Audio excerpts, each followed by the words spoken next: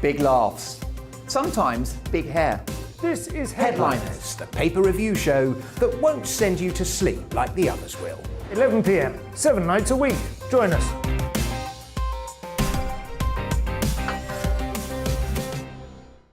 Hello there, I'm Eamon Holmes. And I'm Isabel Webster. And we hope you can join us for Breakfast with Eamon. And Isabel. You make me laugh out loud, belly laugh. Is that important first thing in the morning? Yeah, absolutely. And there's me trying to be deadly serious. News is a serious business. Yeah, I have to rein you in sometimes. Well, it doesn't stop us laughing at it. It doesn't stop us having an opinion on what's going on. Yeah. And it certainly will not stop us reflecting what you think. Weekdays from 6 to 9:30 on GB News. I'm Dan Wootton. Join me Monday to Thursday from 9 to 11 for the feistiest and most fun news debate on TV, where free speech reigns. I'll bring you a sharp take on the day's biggest stories, bombshell newsmaker interviews, and A-list guests. And I guarantee you, no spin, no bias, no censorship, and no reason to go to bed. That's Dan Wootton Tonight, Monday to Thursdays from 9 on GB News.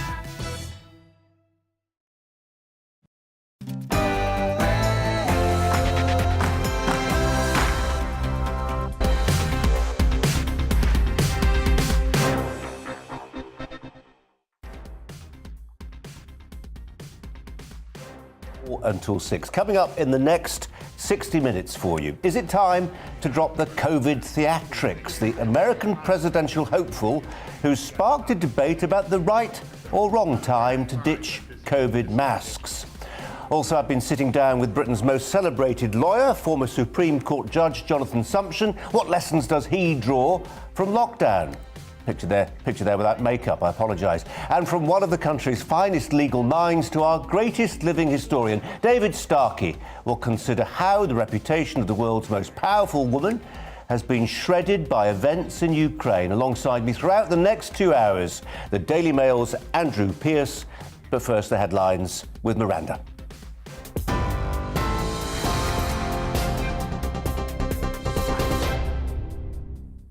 Good afternoon, it's 4:01. The top stories from the GB newsroom. Ukraine's southern port of Mariupol is reportedly surrounded by Russian soldiers. The city's mayor is warning Russian forces are trying to create a blockade and have severed rail links to stop civilians evacuating. Constant attacks over the past 24 hours have cut off water and power supplies. The local authorities say a ceasefire is needed to restore power. Well, officials in Ukraine say at least 22 civilians have been killed in a Russian airstrike on the northern city of Chernihiv. This explosion was caught on a dash cam. An oil refinery was also targeted. Rescuers are searching the debris. Meanwhile, Russian and Ukrainian delegations are meeting in Belarus for the second round of peace talks. A Ukrainian presidential advisor says his country wants an immediate ceasefire and humanitarian corridors to allow civilians on the front line to leave.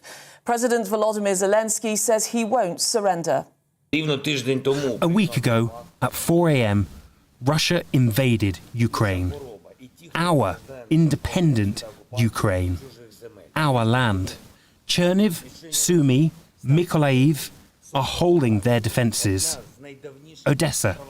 They seek to ruin our Odessa. But the one thing they're going to see is the seabed of the Black Sea, as they themselves are at the bottom. Russian President Vladimir Putin has warned his military goals in Ukraine will be achieved regardless of what happens. Earlier, Russia's Foreign Minister Sergei Lavrov said Ukraine's military infrastructure will continue to be targeted. We are ready to talk, but we will continue our operation. We can't allow ourselves to preserve infrastructure threatening the safety of the Russian Federation in Ukraine. Demilitarization in this sense, I mean the destruction of the infrastructure that threatens us, will be completed. Even if we sign the peace treaty, it must include such an article. An Estonian-owned cargo ship has sunk off the Ukrainian coast near Odessa following an explosion. The ship's manager says it may have hit a mine. That as a Bangladeshi cargo ship was struck by a missile at the Ukrainian Black Sea port of Olvia. This video purportedly shows the vessel on fire, posted by the Ukrainian government. One crew member has been killed and the Bangladeshi government says rescue efforts are underway to save others. Meanwhile, French customs officials have seized another cargo ship believed to be linked to Russian ownership. The vessel was intercepted in the port of Lorient as part of EU sanctions. On Saturday, the French Navy caught a ship carrying cars, which was heading to St. Petersburg. While speaking in Lithuania today, Foreign Secretary Liz Truss said Russian aggression must be contained. Putin must lose in Ukraine. We're helping Ukraine defend itself. Our defensive weapons from the United Kingdom are now being used to stop Russian tanks. And it's vital at this juncture that we keep our foot on the gas. We've worked with the US, the EU and G7 to cut off funding for Putin's war machine, kicking Russian banks out of the financial system. We've also shut our airspace to Russian planes, and we're fast-forwarding sanctions against Russian oligarchs. But we need to go further. Well, the International Criminal Court is launching an investigation into alleged war crimes. In the largest referral in the history of the ICC, the UK and 37 allies have called for a probe into Russia's atrocities. It follows reports that cluster and vacuum bombs have been dropped in residential areas. Moscow denies it's targeting civilians. In other news, Sarah Everard's family has been paying tribute to her a year after she was murdered by a police officer. In a statement, they say they miss Sarah all the time and have been overwhelmed by the support from the public. Miss Everard was killed by serving Met Police officer Wayne Cousins as she walked home in South London. Voting is underway in the Birmingham Erdington by-election, which was triggered by the death of Labour frontbencher Jack Dromey. The former leading trade unionist had represented the constituency since 2010. 12 candidates are standing for the seat, with a result expected late this evening. You're up to date. This is GB News. We'll bring you more news as it happens. Now it's back to Brazier.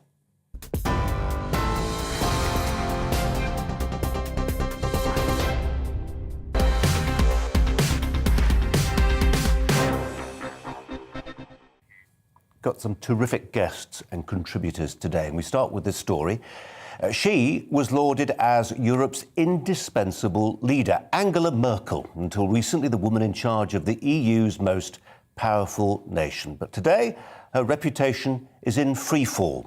It was Merkel's decision to cancel Germany's nuclear power programme, her choice to trust Putin to supply gas. Instead, she ignored the warnings of Donald Trump, who said Germany had to invest more in defence. It just has, by the way. Germany's new Chancellor has said he'll spend $100 billion on rearmament. But it's too late to deter Russian aggression. It's not the first time Merkel's critics have questioned if her leadership of Europe's wealthiest and most populous state is not all it's cracked up to be. Her decision, and again it was very much her call, to encourage migrants to Germany in 2015 saw vast numbers take up her offer. Later, she admitted that that had been a terrible mistake, as 1.3 migrants travelled to Germany, many of them, possibly a majority of them, with, in fact, no connection to the war in Syria. A column in the Times newspaper this morning said that Merkel's reputation was now in ruins, and Western leaders who had lionised her leadership had been made to look very silly indeed. We turn to the historian David Starkey, who's with us here in the studio today, along with Andrew Pearce, who'll be interjecting at various points because he won't be able to stop himself, I imagine, knowing you, Andrew. David, thanks for coming in. I know you haven't got very long. How kind or otherwise will history be to Angela Merkel? I think history is always, you're judged by the event. You're judged by, are you a success? The last few days have turned this woman who effectively was seen, she was called Mutti in Germany. She was the kind of nation's mother. She paraded as the Queen of Europe. We all got used to those funny trouser suits in bright colours. As you said, the Queen's dethroned. Mutti has been thrown through the door. And it is unbelievably striking how far events have destroyed it. But you see, you've used a wrong word, Colin. Germany is not a nation state. Germany is really an export combine. Germany is really what it's so often been before. Germany exists to export Volkswagen. This notion that Germany was peculiarly moral, that it had responded to its wicked history and reformed itself, has always been a half lie. Look at the behaviour of Volkswagen over the emissions scandal. That they lied, they deliberately perverted the result of tests and so on. And Germany has sacrificed everything to what's called mercantilism, to export. And to do that, it was prepared to do anything, including make itself utterly dependent on Russian gas. You're dealing, in other words, Putin could simply shut effectively the powerhouse of Europe down by pressing a button and cutting off gas. I think our camera was straying on to Andrew Pearce inadvertently, but since it was, I'm minded to put the question to you, Andrew, as well. As a newspaperman, it's a slightly different angle on this story. 10 years ago, 20 years ago, the idea of German rearmament would have provoked a huge amount of commentary in the newspapers. Not a scintilla. Well, the new Chancellor has decided to go for broke and he's massively going to increase spending. But what he's also done, which is hugely significant, which he would never have done, he's supplying arms directly to Ukraine. Now, that's a huge break with the past, and it's because he's... Is it a mistake, Andrew? I think she made the mistake. I think she thought they couldn't, because of their history, supply arms. Ukraine needs arms from wherever they can get them. So he's right to do it, in my view. And he was brave, too, on the gas pipeline. He put it into cold storage. It should be cancelled for good. The problem he's got, though, is Germany is still buying 40% of all its gas is from the terrorist gangster Putin. They've got to wean themselves off, and that's Merkel's fault. Let's come on. But you can't wean yourself off. In other words, we've got to face truths. Putin has got an absolute, thanks to Merkel, largely, has got an absolute stranglehold on the West over energy. We can inflict as many financial restraints, as many financial sanctions as we like. If he turns that gas off, German industry, within days, chances to grind to a halt. We have to understand this. Again, her willfulness in shutting down the nuclear power programme. Do you know why? Naivety. It wasn't. No. It was pure. Everybody said she was a great strategic thinker. No, she wasn't. It was a result of pure tactics. What happened was there was the Fukushima disaster in Japan. The Green Party, whom she wanted, to ally with her, said, "Well, we can't have nuclear." She said, "Right, scrap this programme immediately." In the same way, the whole business of dependence on Russian gas was inherited from her predecessor, one from Gerhard Schröder, and who is a stooge, who is a Putin stooge. It's worse than that. The day that he ceases to be German Chancellor, he actually becomes the key influence in the main Russian gas company, Gazprom. In other words, do you remember there was the book by Jonathan Kampfner, saying Germans do it better? Isn't it dreadful that we are not like Germany? But you see, there's, I think, a bigger lesson to all of this, which is Germany was the model of the new state. They didn't believe in nationhood. They didn't believe in patriotism. You mustn't have an army. You depend only on international rules. We completely subscribe to the United Nations. We merge ourselves into the EU. Look at what's going on in the Ukraine. Are they fighting for universal rights? Why are they showing the staggering levels of patriotism and courage they are? Because of passionate, visceral nationalism. This word that, of course, we've all been taught is wicked and means fascist. You can't fight a fascist invasion, which is what you've got from Russia, unless you've got that sense of powerful patriotism. And, there's another thing. Andrew and I can talk about this. There's wonderful loads of toxic masculinity. Zelensky is showing the bearing of a hero. There are these and I'm using that word deliberately. There are these men, a little platoon, standing in front of vast columns of Russian tanks, and I can't use the word on family television, saying to them, F off, and knowing they will be killed. We haven't seen this in our history for 200 years. This is Wolfe dying on the plains of Abraham. This is Nelson. England expects. This is Andrew, the monuments in the Abbey. Andrew, we can agree that David's hitting his straps now. We've got you for the next 2 hours. We haven't got David for much longer. So let me put one more question, David, to you, if I may. As an historian, talk to us about demagoguery. Talk to us about the politics of deterrence. Not now, not even post-war. Sweep of history stuff. What are the lessons about bullies that we've learned from history Putin is a bully, he is a demagogue. Has he gone slightly doolally? I've always assumed he was a rational actor, ex-KGB man, all the rest of it. But then the long table, frit of COVID. For heaven's sake, if he's frightened of COVID, Come on, how can he calibrate? He is a czar. This is what we don't understand. Putin sees himself not as the heir of the Soviet Union. He is the heir of Peter the Great. In his office, he's got a statue of Peter the Great. It's Peter the Great who takes one half of the Ukraine, the area to the east, the nearest by the Russian border, the great Dnieper River that divides the two. It's Catherine the Great who takes the western half by Poland. The capital is absolutely on the river in the middle of the two. And then it is the troops of Catherine the Great general Alexander Suvorov, who conquers Odessa and all the territories on the Black Sea from the Ottoman Empire. That's what he's doing. But he's a different kind. So he's completely rational, providing you recognize he's got different values from us. But he understands power. He's a brutal player of power. We've decided in the West that power is a dirty word. We've run down our troops. Do you know what? Have we been mugged by reality these last few days? I am just thinking, this is what I'm trying to say. We've, in the West, ever since particularly the fall of the Berlin Wall, we've lived in a fairy tale never-never-land, in which we think, first of all, everybody wants to live in Wisconsin. This is the key to understanding, that everybody wants to be middle America, and shop at Walmart and wear those funny baseball caps and eat hamburgers. And that makes them like us. No, it doesn't.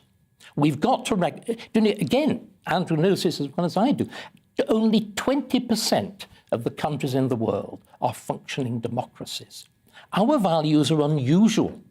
We thought they were universal. I'm sorry, if your values aren't universal and you value them, you've got to be prepared to fight for them. And David, this is what we've forgotten. I know you've got to dash, but we appreciate you coming in, as ever. Thanks very much indeed. David Starkey. Now, David mentioned Odessa. We're going to talk about Odessa now. In this context, Russia's captured its first major city in Ukraine after a week of fighting. Kherson, a regional capital, 300,000 people on the Black Sea, now under the control of Putin's forces. The war does seem to be escalating on three fronts, east to west from Russia, south down from Belarus, and here's where Odessa comes in, moving north up from Crimea and, perhaps increasingly, the Black Sea too. Major General Chip Chapman is a former head of counter-terrorism at the Ministry of Defence who's been following events in Ukraine, as you'd expect. Chip Chapman, thanks so much for your time. Let's talk about Odessa. Let's talk about the risk, the danger posed by the Russian fleet, an amphibious landing, perhaps. What's the game? Yeah, I think that's true, Colin. So they've been more successful in the southern grouping. There are three groupings of combined arms armies at the moment.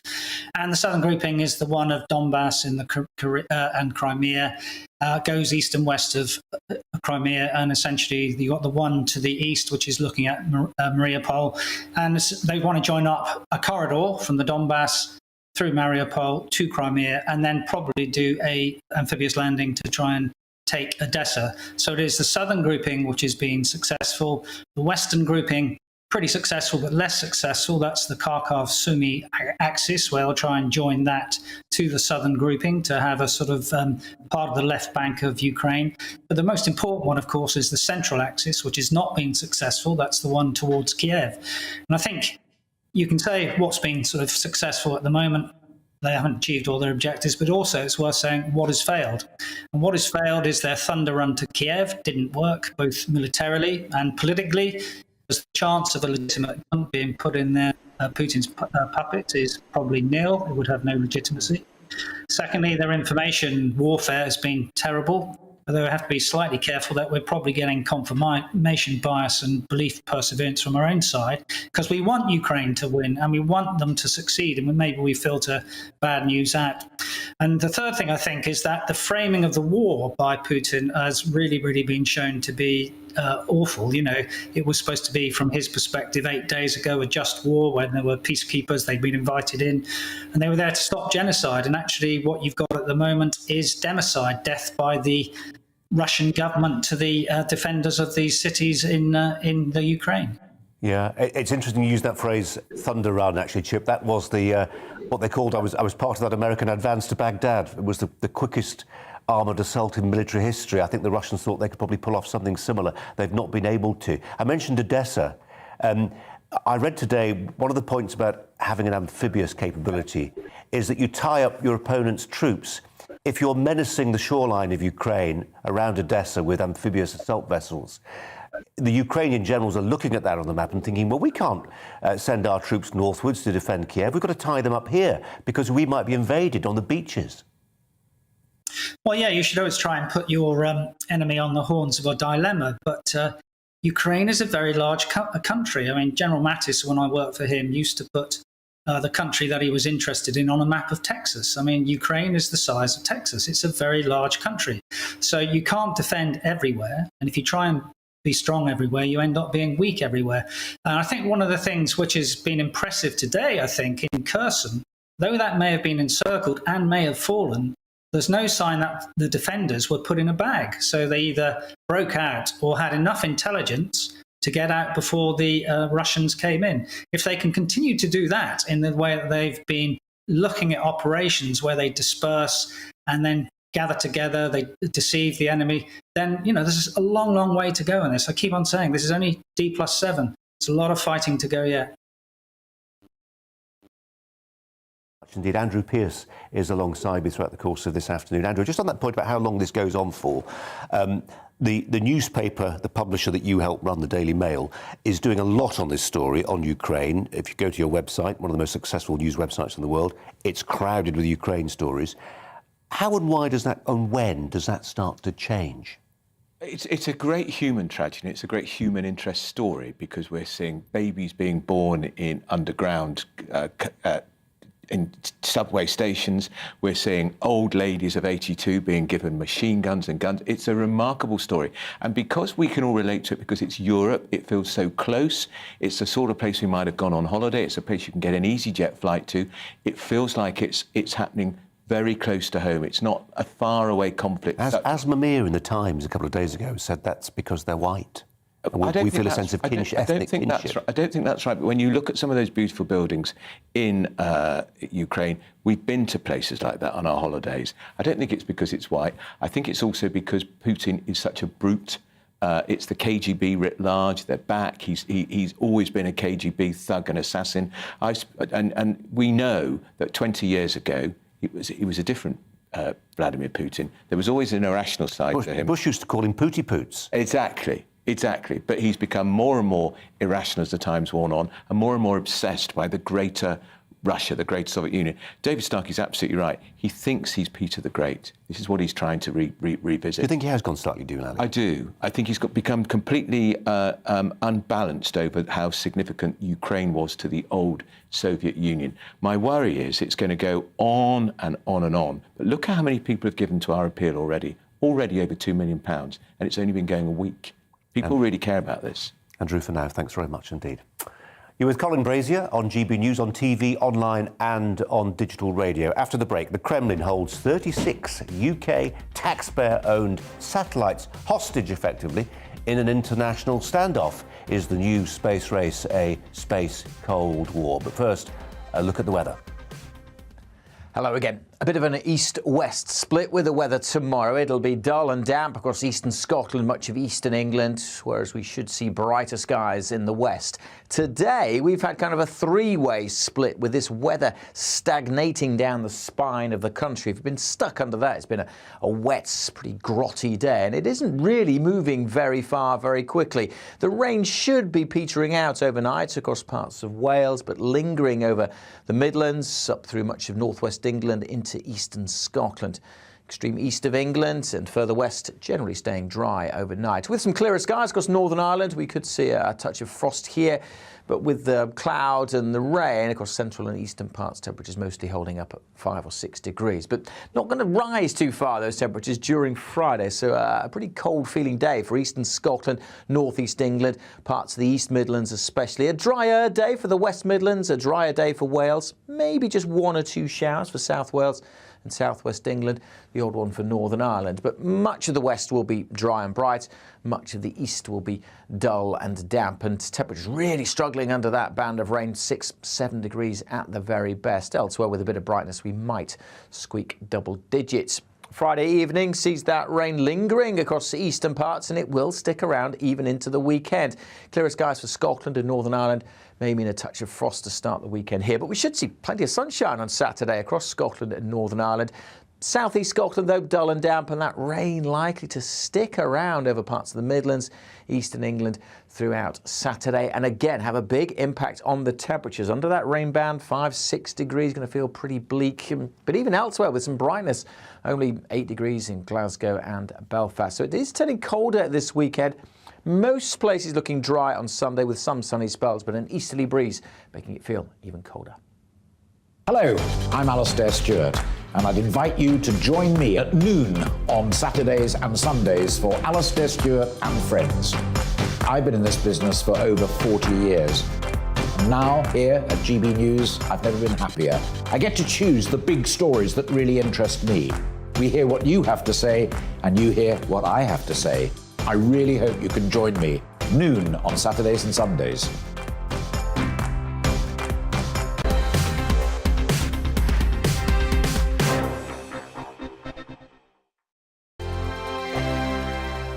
GB News is the UK's home of discussion and debate from all perspectives. To stay up to date on the latest stories, make sure that you subscribe to the GB News channel right here on YouTube. You can watch us live 24/7 across the whole world. You can also check out exclusive content and catch up on previous episodes of your favourite shows. Every day, we ask the questions that you'd ask, so why not add your voice to the conversation in the comments section? Don't forget to subscribe. We are GB News, Britain's news channel.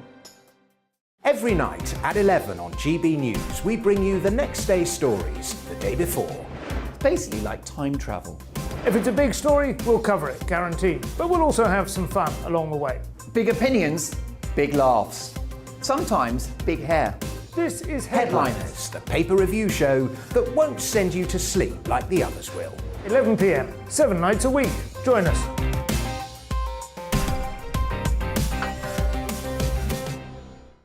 Hello there, I'm Eamon Holmes. And I'm Isabel Webster. And we hope you can join us for Breakfast with Eamon. And Isabel. You make me laugh out loud, belly laugh. Is that important first thing in the morning? Yeah, absolutely. And there's me trying to be deadly serious. News is a serious business. Yeah, I have to rein you in sometimes. Well, it doesn't stop us laughing at it. It doesn't stop us having an opinion on what's going on. Yeah. And it certainly will not stop us reflecting what you think. Weekdays from 6 to 9:30 on GB News. I'm Dan Wootton. Join me Monday to Thursday from 9 to 11 for the feistiest and most fun news debate on TV, where free speech reigns. I'll bring you a sharp take on the day's biggest stories, bombshell newsmaker interviews, and A-list guests. And I guarantee you, no spin, no bias, no censorship, and no reason to go to bed. That's Dan Wootton tonight, Monday to Thursdays from 9 on GB News.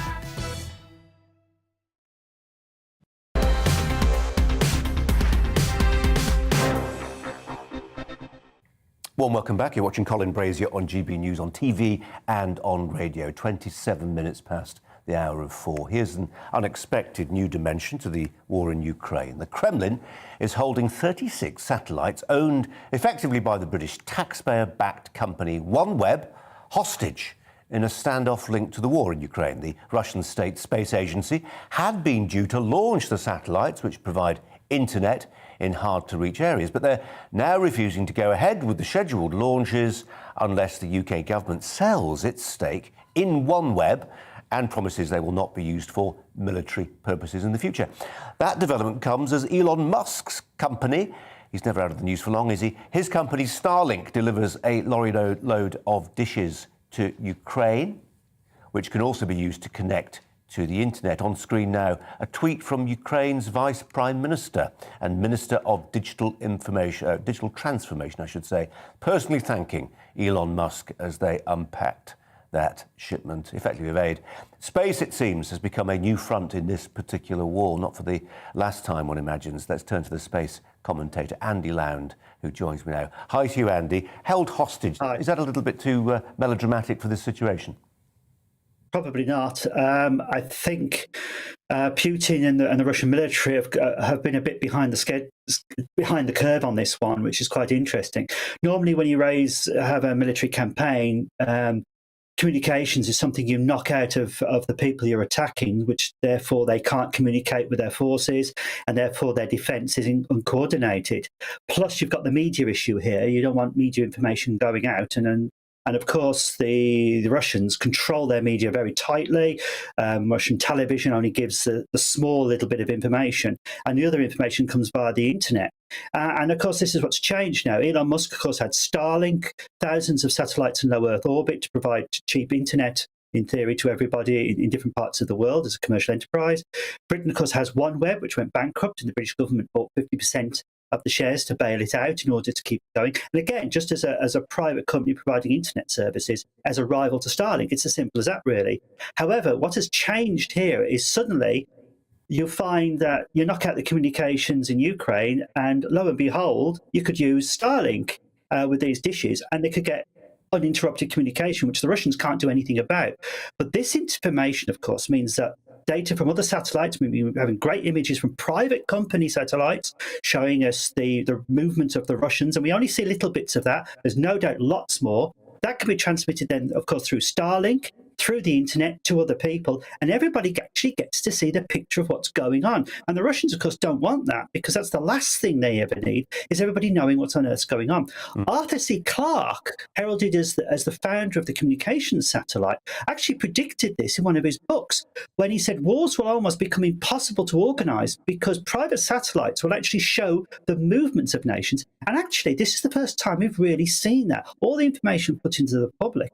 So they're holding them hostage because they know full well what the last thing they need is another communication system operating, which of course would be counterproductive to Putin and his regime.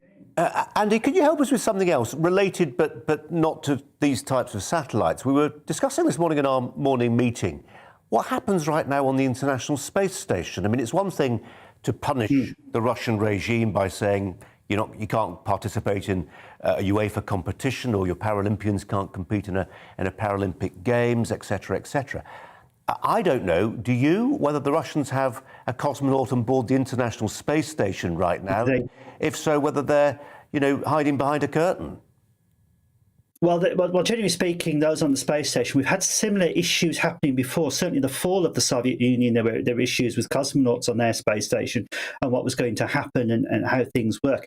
Here, they're probably staying quite neutral up there, and we obviously don't know what they're talking about. But the two space agencies are working together to make sure safety is important.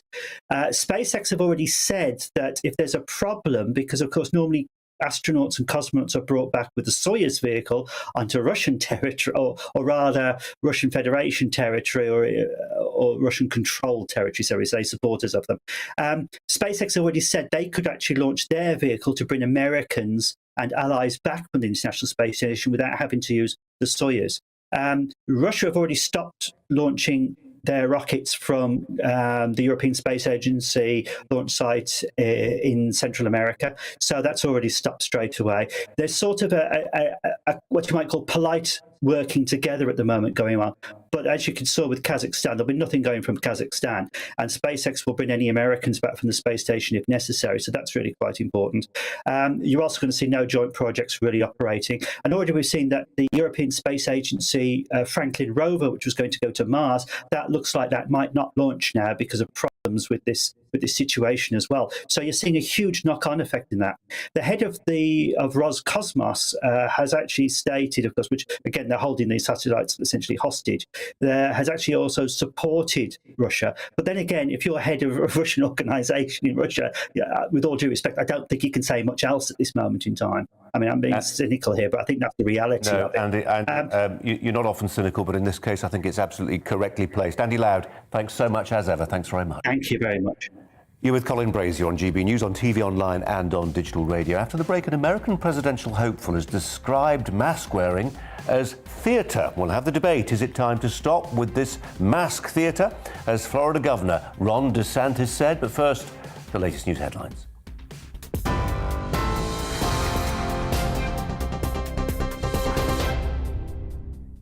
Thank you. It's 4:33. The top stories this hour.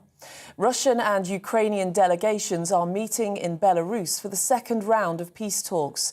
A Ukrainian presidential advisor says his country wants an immediate ceasefire and humanitarian corridors to allow civilians on the front line to leave.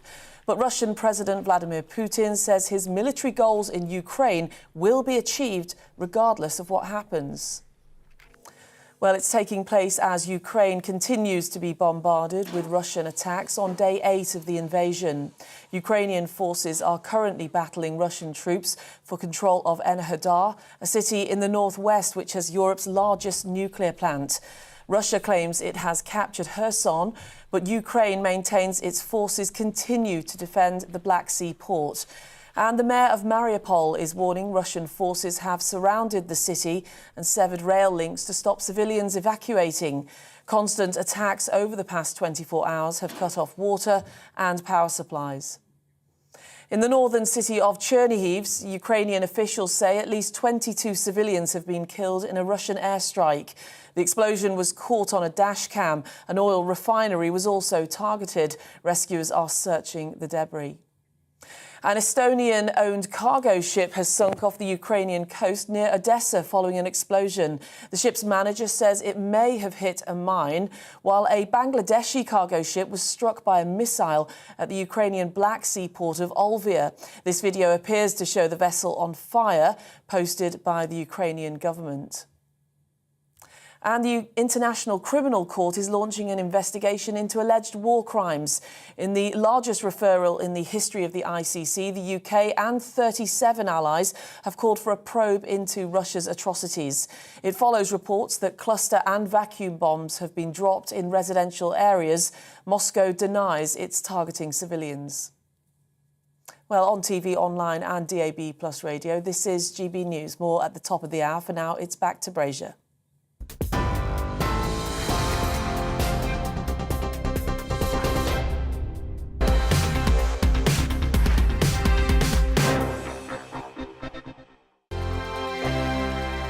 GB News is the UK's home of discussion and debate from all perspectives. To stay up to date on the latest stories, make sure that you subscribe to the GB News channel right here on YouTube. You can watch us live 24/7 across the whole world. You can also check out exclusive content and catch up on previous episodes of your favourite shows. Every day, we ask the questions that you'd ask, so why not add your voice to the conversation in the comments section? Don't forget to subscribe. We are GB News, Britain's news channel. Every night at 11 on GB News, we bring you the next day's stories the day before. It's basically like time travel. If it's a big story, we'll cover it, guaranteed. But we'll also have some fun along the way. Big opinions, big laughs. Sometimes big hair.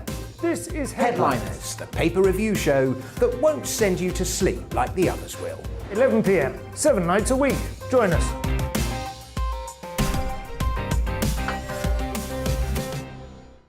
Hello there, I'm Eamon Holmes. And I'm Isabel Webster.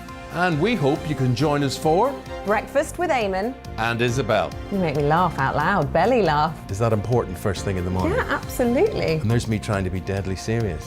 News is a serious business. Yeah, I have to rein you in sometimes. Well, it doesn't stop us laughing at it. It doesn't stop us having an opinion on what's going on. Yeah. And it certainly will not stop us reflecting what you think. Weekdays from 6 to 9:30 on GB News.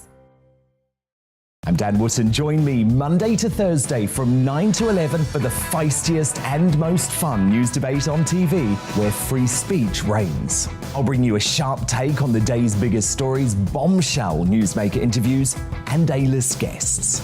And I guarantee you, no spin, no bias, no censorship, and no reason to go to bed. That's Dan Wootton Tonight, Monday to Thursdays from 9 on GB News.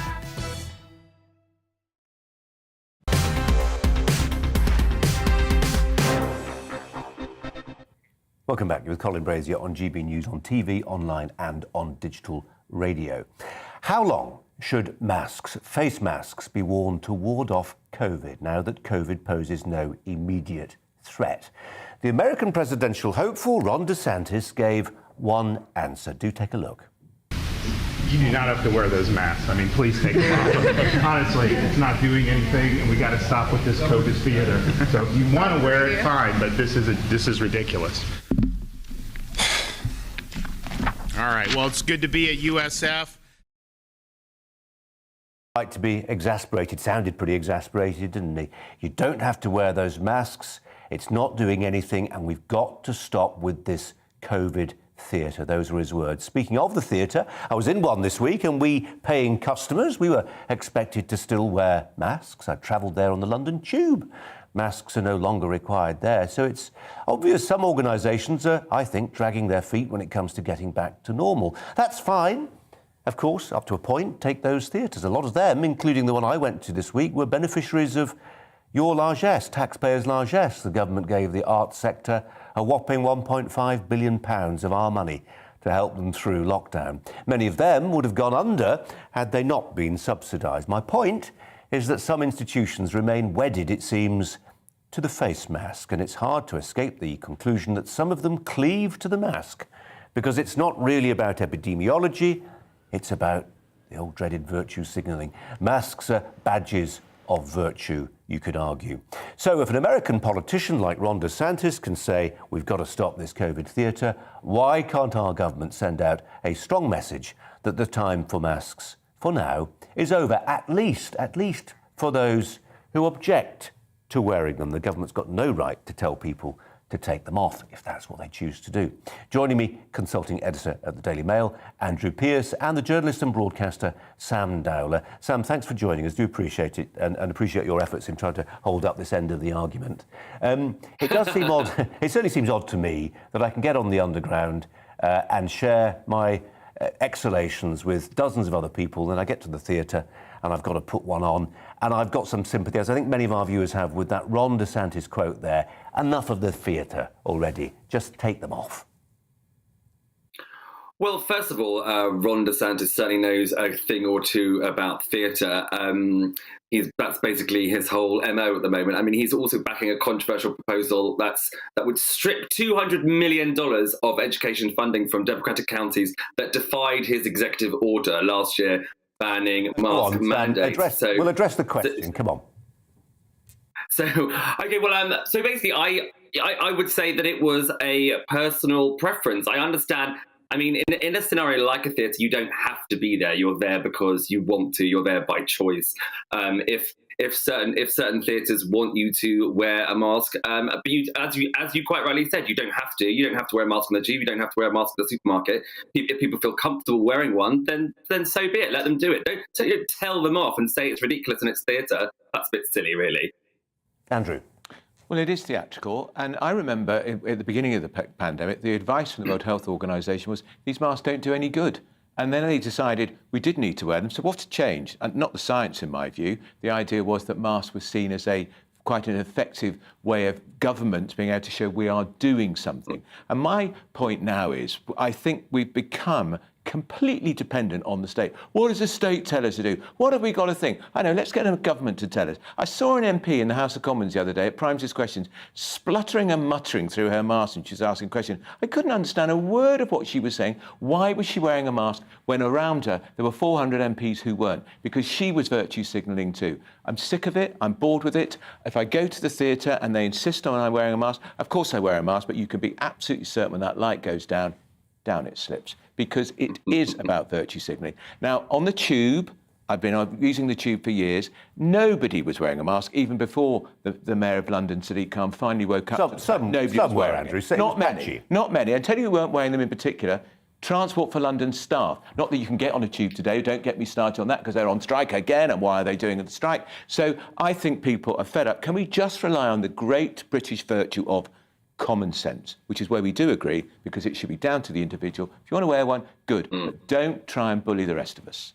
So I'm down to the individual, but we need to consider things which I think sometimes are overlooked. I mean, I did a monologue a few months ago based on some figures that were released and actually I think were completely ignored, but I felt they told a story, and the story was about stalking.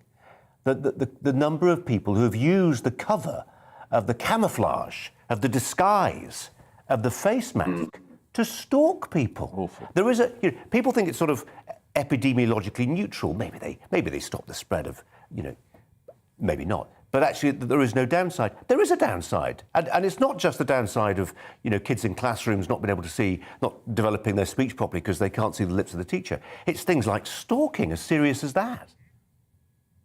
Well, I think the time of wearing masks in the classrooms, etc., is pretty much over. But of course, and I agree with you. I mean, if you're going to use a mask for crime, then clearly, I mean, basically, masks are part of our day-to-day life now. And if you wear, like, I mean, I remember years ago when you'd see somebody on the tube and you'd be like, oh, they've got a mask on, how funny. Whereas nowadays, it's, you know, it's part of the course. I mean, I have one with me. I was on the tube yesterday and I didn't use it because I didn't really feel like it. But the point is, I mean, I agree with you with the stalking thing, because I remember, like, at some point in the pandemic with a hat on, sunglasses and a mask, and like, you could be anybody, couldn't you? So yeah, I think because masks are part of life now, whether you want to wear one or not, it's just something that we're going to have to live with, really. And to the point about the MP wearing it in the House of Commons, I do think, obviously, I don't know whether that's because, she might be immunocompromised, I don't know, but also at the same time, if nobody else is wearing it, then, I mean, it's going to stick out like a sore thumb, isn't it, which is slightly ridiculous. Andrew, Sam contends they have become a constant now for some people. They're just part of the warp and weft of daily life. We'll just have to get used to it, like Japan. I can remember when I went to Singapore on a story about 10 years ago, if you went into a shopping mall, everybody wore masks and there were dispensers to clean your hands. And that's the way it is. It is a peculiarly Far East thing. And we always saw people of Chinese descent often on tubes wearing masks. But I don't think it has become... I think for a while you thought your keys, your money, your mask. But I think now people are feeling liberated to get rid of these wretched things. And I read only the other day, the mask I was wearing during the pandemic did me absolutely no good whatsoever. So what was the point? It was virtue signaling. It was to enable the government to look like they were making people do their will. Stop telling us what... Well, I think the mask was, I mean, as opposed to doing you any good, the mask was to protect other people from you. So we were all to wear the masks. So basically, so our germs wouldn't get spread. No, but so that our germs wouldn't spread to other people. You don't need to be protected from me, Sam. I'm not that. I don't bite. Especially not if you've got a mask on now. We agree to some degree that this is something which now Omicron turned out to be very transmissible, but mercifully not particularly lethal. So we move beyond that. We move into that post-COVID era. Does somebody need to issue a diktat and say, guys, no more face masks? Let's get on. There are some downsides, or should we rely? Let me just make this point. Should we rely, Sam, on this idea of respectability? Because I've got a feeling, call it a hope, that in a fortnight or so, people will start to wake up to the fact that actually the only people really left wearing masks, say, outside, are people who don't really want to be identified, at which point it will become bad manners to wear one. I think, they've already said that, that you don't have to wear one at all. I mean, there's no mask mandate in this country anymore, which I think is a good thing. Like, if you want to wear one, you can wear one. I don't think there will ever be a time where it's where people think, oh, you're trying to hide your face. I think, because, often now, most of the people that I see wearing masks, especially in the supermarket, are older people. And if it makes them feel comfortable to wear a mask when they're out, I mean, whether they listen to the news or not, or then be that as it may, and they should be able to be allowed to do so without people thinking there was an old lady on the run. Yes, you can, Andrew. But can I just say on this, and the people who said we should wear masks were the modelers who said that Omicron was going to kill up to 6,000 people a day. The total never rose above 300. They got it spectacularly wrong on that, and they should apologise for it. Unfortunately, the Prime Minister saw them off and didn't take us into another lockdown. But he was under a lot of pressure from the Labour benches to do so, and he stuck it out. And he said at the time then, you can get rid of your mask, and you can. And it's liberating, trust me. Andrew, I didn't express myself very well. Just on the point about respectability, yeah. I prefer the idea, rather than expecting government to regulate and codify our lives, that for the wisdom of crowds to start to work, and we together decide, actually, that we don't really need them. We shouldn't have to be told. We should actually come to that realisation, the majority of us, I think. And again, accepting, Sam, totally, that if some people want to keep on wearing them, when they're in a car on their own, when they're asleep, it doesn't matter. That's their choice. But we shouldn't have a situation, I think, where I went to a theatre this week in London and I was expected to wear a wretched mask. Yeah, I do agree with you. I recently went on a flight and I had to wear a mask for the full 9 hours, which was awful. But you know, and like, and even if you touched your mask at all or moved it other than eating, then they would come and tell you off. So I think maybe in the theatre, obviously it'll be down to each individual theatre. I don't know what they have to do in the cinema at the moment, for example. But it's like your guest said, like he would pull it down as soon as the lights went down, and that's understandable. But Sam's just said you keep your mask on the plane until you eat. So then you take your mask off, you're eating, and you're coughing and spluttering, and the food's going away, and then you put your mask back on. What was the point of that? Well, this was pointless. This is what Ron DeSantis was saying, wasn't Exactly. He was approaching the podium, and there's these people, just for the benefit of the cameras, who were there with their masks on, and it was... You get your free cup of tea from British Airways, so they all take their masks so they can nosh their free food and drink, and then the mask goes back on. Madness. Stupid. Pointless. He's right, that senator. Andrew, for now, and Sam Dowler, appreciate your time as ever. Thanks for your perspective. Thank you. You with Colin Brazier on GB News, on TV, online and on digital radio, nearly 10 to 5. Coming up on today's show, we'll tell you what's coming up soon, but first the weather. Hello again. A bit of an east-west split with the weather tomorrow. It'll be dull and damp across eastern Scotland, much of eastern England, whereas we should see brighter skies in the west. Today, we've had kind of a three-way split with this weather stagnating down the spine of the country. If you've been stuck under that, it's been a wet, pretty grotty day, and it isn't really moving very far very quickly. The rain should be petering out overnight across parts of Wales, but lingering over the Midlands, up through much of northwest England into eastern Scotland. Extreme east of England and further west generally staying dry overnight. With some clearer skies across Northern Ireland, we could see a touch of frost here, but with the clouds and the rain across central and eastern parts, temperatures mostly holding up at 5 or 6 degrees. But not going to rise too far, those temperatures, during Friday. So a pretty cold feeling day for eastern Scotland, northeast England, parts of the East Midlands especially. A drier day for the West Midlands, a drier day for Wales. Maybe just 1 or 2 showers for South Wales and southwest England, the odd one for Northern Ireland. But much of the west will be dry and bright, much of the east will be dull and damp, and temperatures really struggling under that band of rain, 6-7 degrees at the very best. Elsewhere, with a bit of brightness, we might squeak double digits. Friday evening sees that rain lingering across the eastern parts, and it will stick around even into the weekend. Clearer skies for Scotland and Northern Ireland may mean a touch of frost to start the weekend here, but we should see plenty of sunshine on Saturday across Scotland and Northern Ireland. Southeast Scotland, though, dull and damp, and that rain likely to stick around over parts of the Midlands, eastern England throughout Saturday, and again have a big impact on the temperatures. Under that rain band, 5-6 degrees, going to feel pretty bleak, but even elsewhere with some brightness, only 8 degrees in Glasgow and Belfast. So it is turning colder this weekend. Most places looking dry on Sunday with some sunny spells, but an easterly breeze making it feel even colder. Join me, Darren Grimes, for Real Britain every Saturday and Sunday from 2 p.m.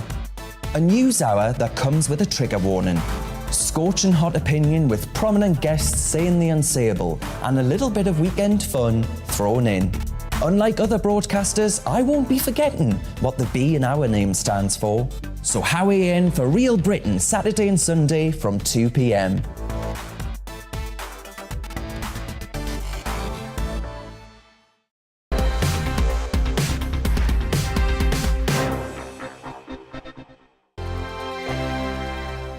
GB News is the UK's home of discussion and debate from all perspectives. To stay up to date on the latest stories, make sure that you subscribe to the GB News channel right here on YouTube. You can watch us live 24/7 across the whole world. You can also check out exclusive content and catch up on previous episodes of your favourite shows. Every day, we ask the questions that you'd ask, so why not add your voice to the conversation in the comments section? Don't forget to subscribe. We are GB News, Britain's news channel. Every night at 11 on GB News, we bring you the next day's stories the day before. It's basically like time travel. If it's a big story, we'll cover it, guaranteed. But we'll also have some fun along the way. Big opinions, big laughs. Sometimes big hair. This is Headliners, the paper review show that won't send you to sleep like the others will. 11 p.m, 7 nights a week. Join us.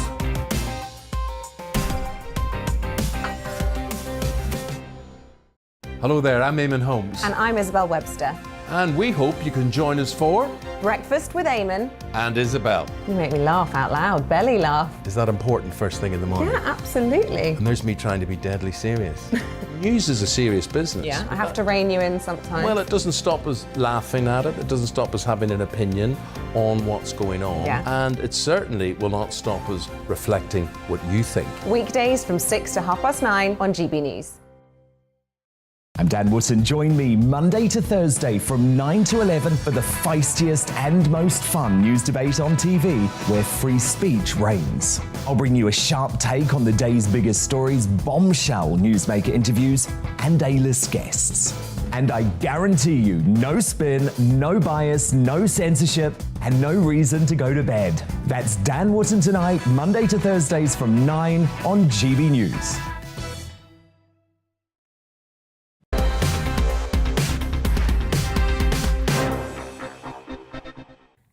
Welcome back here with Colin Brazier on GB News on TV, online and on digital radio. Should British lawyers be getting rich defending Russian oligarchs? Bob Seely MP on Tuesday suggested they ought not to when he used parliamentary privilege to name 4 lawyers he accused of working on behalf of Russian clients to undermine freedom.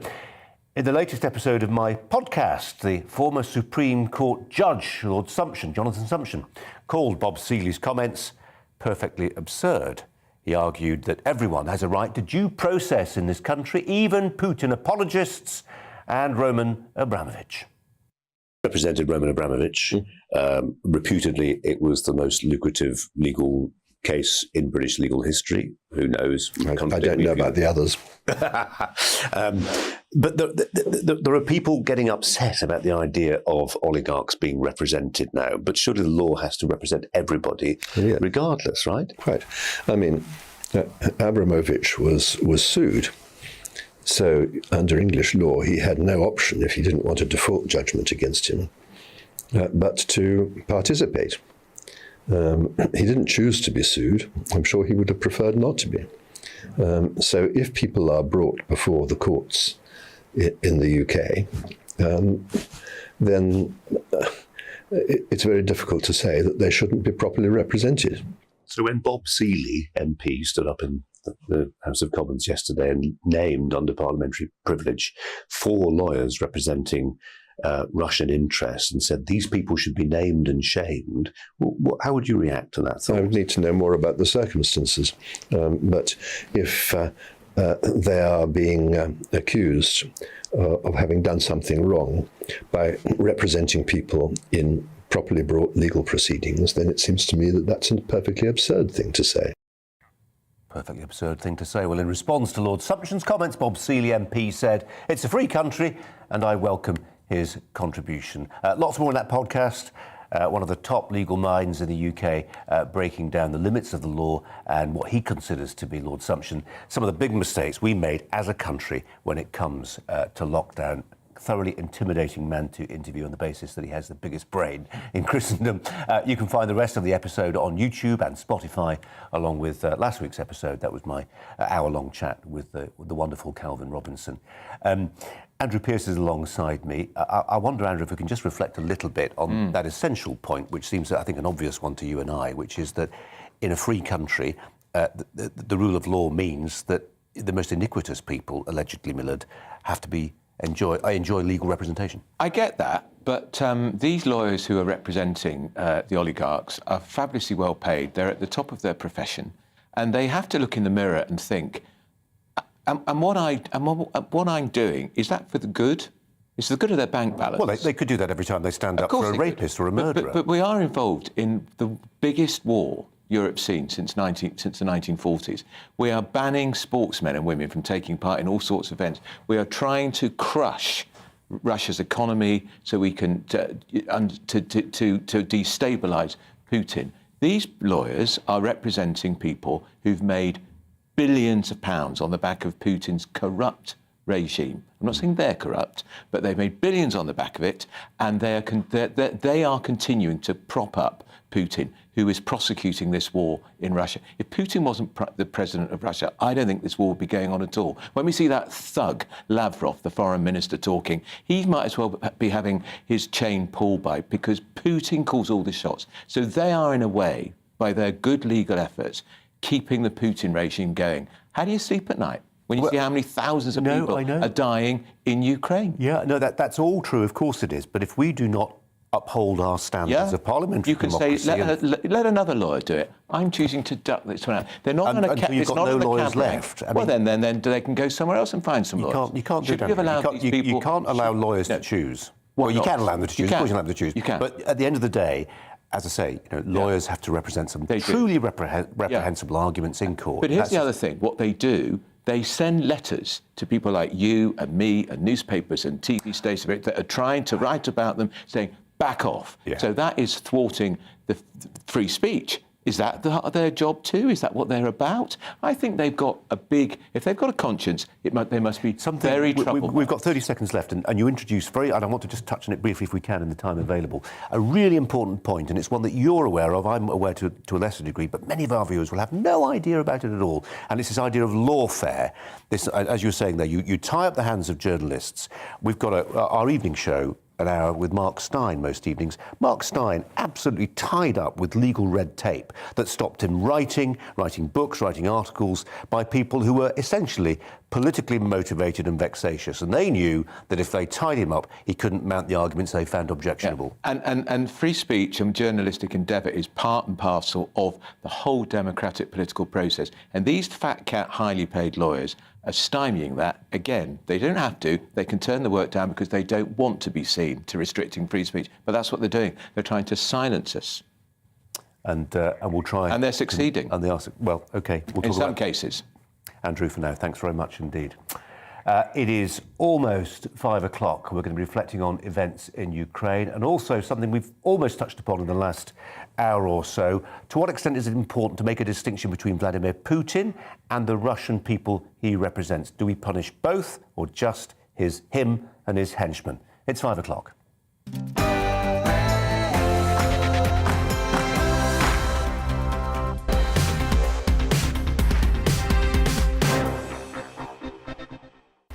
So welcome to Brazier. Coming up live at 5. What does your place in the family pecking order say about the person you are? I'll be joined by the scientist Lord Winston. Another Lord Admiral Lord West is with us to talk about how Russia may use its control of sea lanes to wage a war of the waves. And as an Italian university drops the novels of Dostoevsky, when does opposing Putin cross a line into Russophobia, the hatred of ordinary Russians and Russian culture itself? Alongside me throughout the next hour, the Daily Mail's Andrew Pierce. But first, the headlines with Miranda.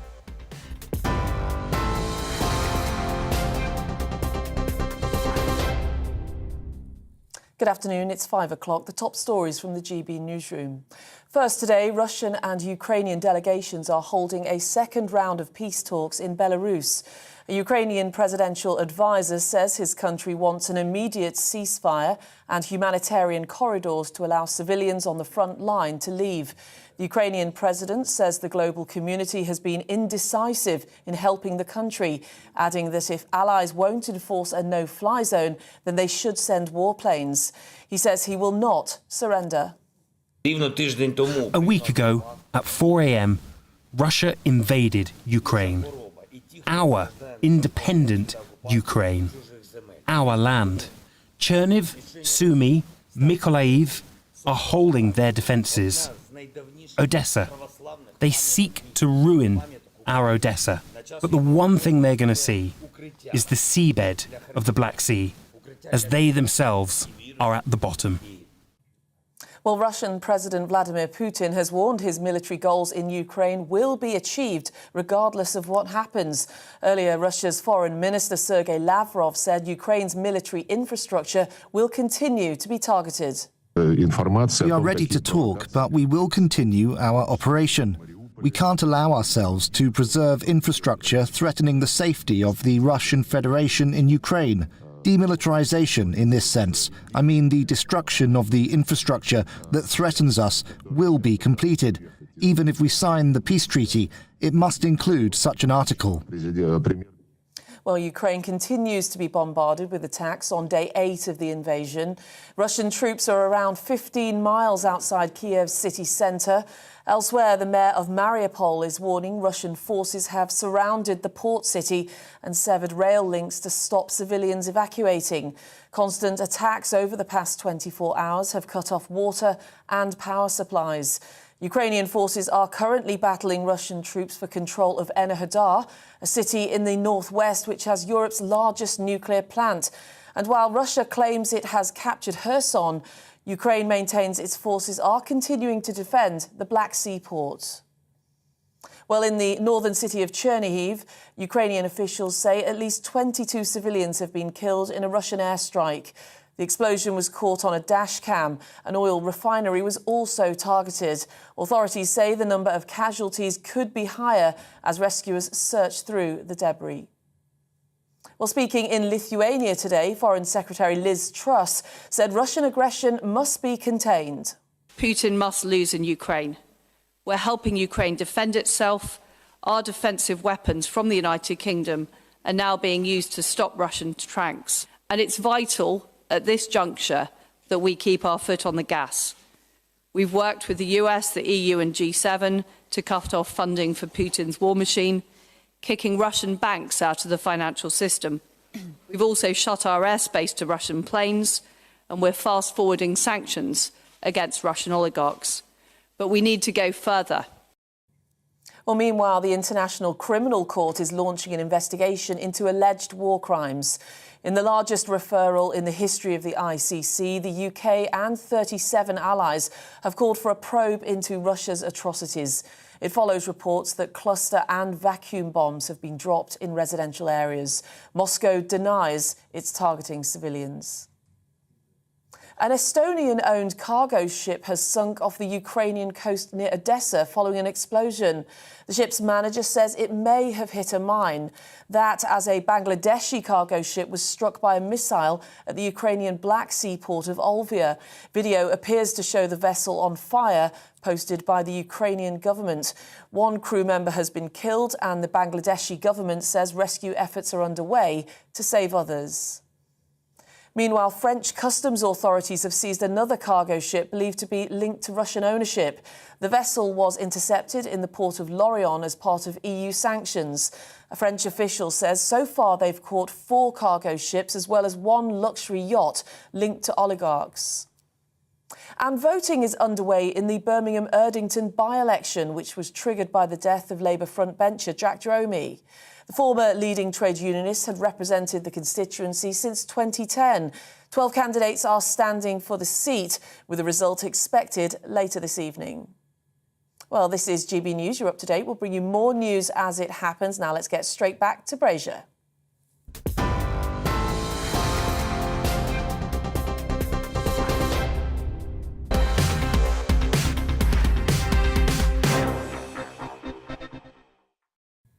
Now, is Putin's war shifting from, to some degree at least, from land to sea? A few hours ago, an Estonian-owned cargo ship began to sink off the coast of Ukraine in the Black Sea following an explosion. The ship, named the Helt, is believed to have hit a mine. 4 crew members still missing. Well, it comes after Russian amphibious assault ships, or believed to be Russian amphibious assault ships in the Black Sea, were reportedly poised for a potential attack near the seaport of Odessa. The move could open up a corridor to Kiev from the south coast. Let's turn to the former Chief of Defence Intelligence and First Sea Lord, Admiral Lord West, who joins us now. Lord West, appreciate your time. Thanks very much indeed. What have you made of those Russian naval manoeuvres off Odessa? Well, they've already used their amphibious capability around Mariupol in the Sea of Azov, and I think that allowed them to envelop it much more quickly. And of course, they've now effectively captured that city. And we know also that amphibious forces came out then from the Sea of Azov through the Kerch Strait into the Black Sea to join up with an amphibious group that was already there. It came from the Baltic Sea and from the the Russian North Sea Fleet some 10 days or so ago. And that consists of a number of big landing craft, or Pushka-type landing craft, and other vessels. And of course, the great thing about an amphibious force is its flexibility. It can poise. You never know exactly where it's going to land, or is it going to land, or isn't it going to land, until it happens. But it looks very much as though they're thinking of doing a landing near to Odessa. It's a very quick way of getting a large number of troops ashore. And that does, they can land in an area where there aren't many defences. Now, they wouldn't land clearly on the city itself, but they can surround the city if necessary to do that. The Russian maritime forces are fairly significant compared with the Ukrainian ones, where they've got a very small number of ships, which is why we were going to actually help the Ukrainians build up their navy. But of course, this happened before we were able to do that. The Turks have, in fact, stopped 4 more Russian ships. I'm not sure whether they were landing ships or what they were, coming through the straits from the Mediterranean into the Black Sea, which they're allowed to do under the Treaty of Montreux, which was signed many years ago. And as you say, you don't need to necessarily deploy the Marines, the troops to shore. The mere fact you're hovering offshore keeps in this case, the Ukrainians guessing. I mean, the ships could be empty. They may not necessarily have troops on board, but you've got to deploy defensive troops just in case they have. Absolutely, and you don't know exactly where they're going to land. And of course, the flexibility when they're in ships is dramatically greater, because they can move at the speed of the ships, all there ready to go and poised. And they've got the air cover that they need, the Russians, in the same way as when we did amphibious operations in the Falklands, we needed the carrier air to look after it. Well, they've got air power to look after those ships, and they could land wherever they want to, but they might not have any infantrymen in them. We just don't know. But equally, they can threaten the ports and the mouth of the Dnieper. One of those is under heavy attack at the moment, or all the way along to Odessa. And Odessa is extremely important for Ukraine now, with Mariupol gone, and indeed the Kerch Strait stopped a lot of that flow of traffic. This is the main port, Odessa, for getting an awful lot of their supplies and things into the country, but also for all of their exports. And Ukraine has a massive export of wheat, which goes all over the world, and the bulk of that goes from Odessa. So it's a very important port for Ukraine. Lord West, I think we're just going to throw up. You're going to be displaced by an image. No, I hope you don't take any offence at this. You're about to be displaced by an image of Vladimir Putin. He's speaking live in Moscow. For our viewers, I wonder what they're looking at. He's addressing the cameras and some of his officials in Moscow. And apologies if you're listening on radio, but that's what's happening. And as he does that, let me introduce this thought, Lord West. That is, this has been, insofar as the Russian military operation has been largely on land and air supremacy for its air force, but you know far more than most of us how there are rivalries between different arms of a military, between the tri-service rivalry in the UK between the army, land forces, and navy and air force. Will there be a sense, you're thinking, which Vladimir Putin, there he is, will be getting calls from his chief, your equivalent in the Russian Navy, saying it's time we had a go? Well, I think far from that. I think Putin is very pro-Navy. When he came to power, he put in place a lot of naval decrees to bring their navy up to scratch, and he's very pro. I think his father was in the Russian Navy, I think, or the Soviet Navy, and he's very pro it and has done a lot in terms of rebuilding it post the collapse after the Soviet Union. They've had a number of new build programs. They're building new nuclear submarines. They're building some really quite impressive surface ships, carrying quite impressive weapons. But I'm sure the naval commanders are saying, look, we've got this capability. Do you want to use us or not use us? And that they have that huge flexibility. The whole reason that, for over centuries, that Russia fought against the Ottoman Empire to get land on the Black Sea, the old musical song of Ivan Stravinsky Sklavar and Abdul-Buldamir, that's why they captured the Crimea.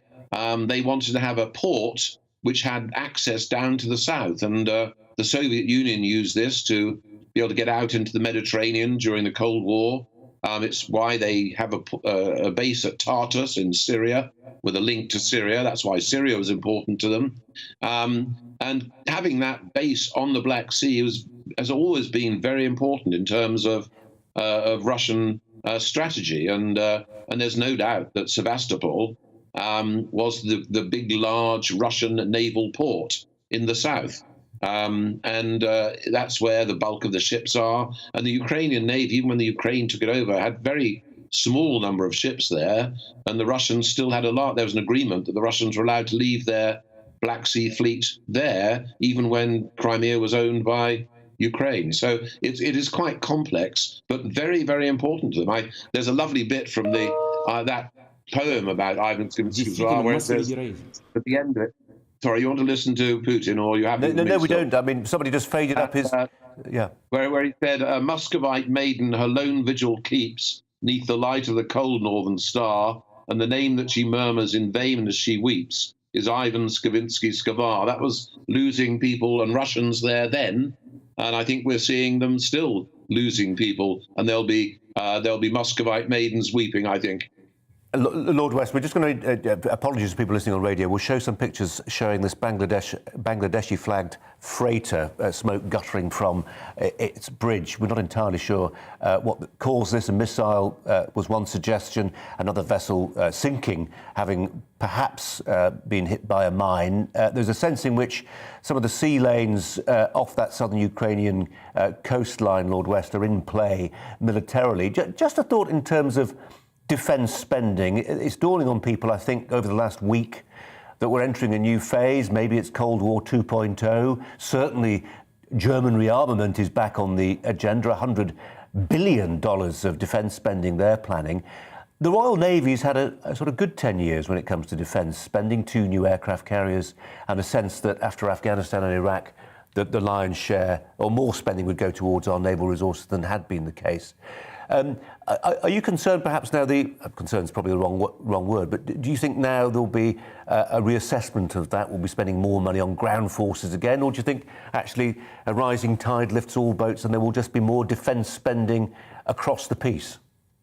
Well, I think just to unpick all of that, I've been very worried since the coalition's defence review of 2010, which cut our military capability by a third, that we have not been spending enough on defence. And although there have been little bits added, and the last spending review where the Conservative government did add some more money back, but it wasn't nearly enough to make up for the cuts there'd been. And as you rightly say, during the period we were fighting, I think, rather useless nation-building wars in Central and South West Asia, in Afghanistan and Iraq, which I think were all a bit of a disaster. The huge amounts of money went to the army and indeed also the Air Force, and the Navy was cut to the bone. Now, with our sort of withdrawal from those with our tail between our legs, effectively, only in these recent years, we've now, this government in the last 2.5, 3 years have said that we need a maritime strategy, which we do. We're an island and we forget that sometimes. Yeah. The 2 carriers we managed to fight through at great cost and difficulty because of the other pressures on the naval program. And so there we thought we were going to start getting new build, but we're not getting the money to build these things quickly. And what I would say is the army was cut too much. I've said that a number of times. We need more money for defence. And I've, over the last 2 weeks, have been standing up in the House and saying, we're doing all these things like sanctions and all this stuff. Why has the government not said, there is a war going on in Europe and it might get a bigger war? Normally, when there's a war, you spend money on defence. But there's been not a word about putting money in defence to make up for the shortfalls that there are in defence. There are critical shortages in terms of weapon stocks. The ships that are necessary are not being built quickly enough. Yeah. The army tanks and its combat vehicles, many of them have not been upgraded and things like that. Now, there should be money going to that now. And looking to the future, I think it would be madness in this very dangerous world not to maybe look at 3% of GDP to be spent on defence. And that's what happens when there are wars. Lord West, we will keep that figure of 3% of GDP in our minds in future conversations. But thank you so much for your time today. Thanks very much indeed. Lord West there. Now, yesterday, right about this time, we introduced you to the story of, and indeed the individual, the person of Patrick Ney. Patrick's a British national who's been living in Poland, who's been helping with the refugee effort there, and he's back to talk to us because I know yesterday, Patrick, we had some communication difficulties which I hope and pray have been dealt with. How are you finding things today? What's happening? Well, Colin, things have changed at my place because literally 10 minutes before I speak to you, 3 Ukrainian refugees have arrived at my flat. A grandma, her grandson, Vlad, and their cousin, Ludmila. I can tell you they're absolutely shattered. They've been on the road escaping from this war zone to get to Poland, a place of safety, for the last day and a half. And this is the first time they've been able to stop. They're just in the shower right now washing, and they've told me they're going to go straight to bed. So this story, my story, is one of hundreds of thousands of stories as Poles en masse turn their homes, their flats, their apartments over to complete strangers and bring them in. And Patrick, what next for them? I mean, they'll hold up, they'll rest up. Do they have any future plans? Is it just a case of let's get out of Ukraine and reassess? Well, I think one of the reasons why so many people are coming, they're coming for a few nights. And typically they'll have a family member or a friend somewhere else. So I drove, as you know, 4 people back from the Polish-Ukrainian border on, it seems like a week ago, Tuesday night. And one of the Ukrainian girls had a sister in another city, so she was going there. The 3 Nigerian students I brought back are going on to Germany. So each one of their stories is different. I've literally only exchanged a few words with these people via Google Translate. I have no idea who they are, but I can tell you now they're welcome in my home. Yeah, and in terms of how they're staying in touch with events around them, I mean, have they got access to mobile phones? Is it just the grapevine? How's the word going out? Do you know what? I think this is one of the things that later on analysts might look at, which is just how social media, which I'm not a huge fan of, to be honest, has been the most incredible medium for getting people safety. I mean, my social media platforms are absolutely abuzz with people offering a bed to someone who needs a bed for a 3-year-old, food for this kid, or diabetic medicine for this person. And there are groups all over the place which are helping people. Yes, thank you very much. Very, very good. As you can see, I've got my hands full because my wife is away at the border, as I discussed with you yesterday, Colin. So as I was speaking to them earlier, their phone went dead. And that's because they've run out of credit and they didn't have a mobile phone provider. But Polish mobile phone providers have provided free phone numbers and connection for Ukrainian people as well. Everywhere I look, I see a company turning over their cars, their vehicles, materials, logistics, everything for these people. They travel for free. They don't pay a single thing for public transport, or if they're getting a train out of the country, it's completely free. It's really quite something. Patrick, it's really good of you to join us again. We really appreciate it. Thanks so much for explaining what's going on there. Patrick Ney. Thank you.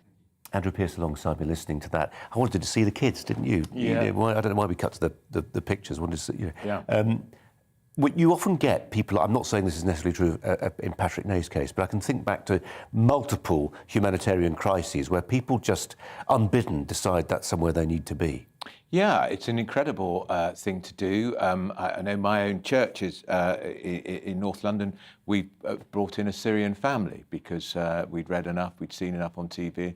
And I think the British people are incredibly generous. We're often portrayed as a nasty, narrow-minded little England, a country but we've had a long history of helping refugees. And actually, I think the Prime Minister's had too much criticism saying, oh, you've not been generous enough. 200,000 is a lot of people we're offering to come here. And what's wrong with saying there should be visas? Because we want to make sure that the system isn't abused, because there will be people who will abuse this and they'll think, great, I can get to England or I can get here. And I think we should protect ourselves too, but also take our share of the responsibility. Just really, well, 10 seconds, that's all. But on Lord West's point, he wants to see UK defence spending up to 3%. He's right. Because look, do you know how many tanks we've got, Colin? 148. It's pathetic. Russia have got over 3,000. Ukraine, which is not a major power like us, has got 850. We won't have that many now, of course. I know people always say, well, listen, boys talking about tanks, for heaven's sake, stop it. But actually, when push comes to shove... This proves we need conventional warfare and we need more troops. Our army now is smaller than when there was the last Crimean War, when Queen Victoria was on the throne. It's embarrassing. Andrew, for now, thanks very much indeed. You're with Colin Brazier on GB News on TV, online and on digital radio, 21 minutes past 5. After the break, books by Dostoevsky banned in a university, Russians completely barred from competition at the Paralympics, and Russian films dropped by a Glasgow Film Festival. Is this Russophobia on the rise again, or a necessary reaction, as many will think it is, to what Vladimir Putin is doing? First, a look at the weather. Hello again. A bit of an east-west split with the weather tomorrow. It'll be dull and damp across eastern Scotland, much of eastern England, whereas we should see brighter skies in the west. Today, we've had kind of a three-way split with this weather stagnating down the spine of the country. If you've been stuck under that, it's been a wet, pretty grotty day, and it isn't really moving very far very quickly. The rain should be petering out overnight across parts of Wales, but lingering over the Midlands, up through much of northwest England into eastern Scotland. Extreme east of England and further west, generally staying dry overnight. With some clearer skies across Northern Ireland, we could see a touch of frost here, but with the cloud and the rain across central and eastern parts, temperatures mostly holding up at 5 or 6 degrees. But not going to rise too far, those temperatures, during Friday. So a pretty cold feeling day for eastern Scotland, northeast England, parts of the East Midlands especially. A drier day for the West Midlands, a drier day for Wales. Maybe just 1 or 2 showers for South Wales and southwest England, the odd one for Northern Ireland. But much of the west will be dry and bright, much of the east will be dull and damp, and temperatures really struggling under that band of rain, 6, 7 degrees at the very best. Elsewhere, with a bit of brightness, we might squeak double digits. Friday evening sees that rain lingering across the eastern parts, and it will stick around even into the weekend.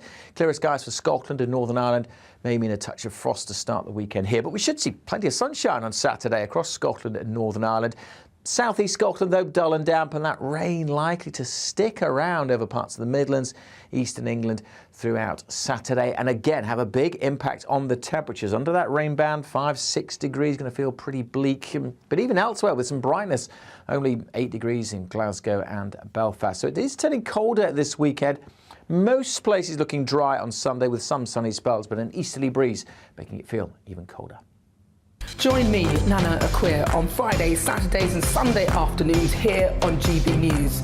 Expect fiery debate and passionate discussion as my panel and I take on some of the top stories hitting the headlines. You can look up the statistics. No, you look it up. I hug everyone. We learn from it and try and move on. That's it. Opinion is at the heart of the show. It's a place for open and frank conversation, but without the fear of cancellation. So join me here on GB News on Friday, Saturday and Sunday afternoons between 4 and 6 p.m.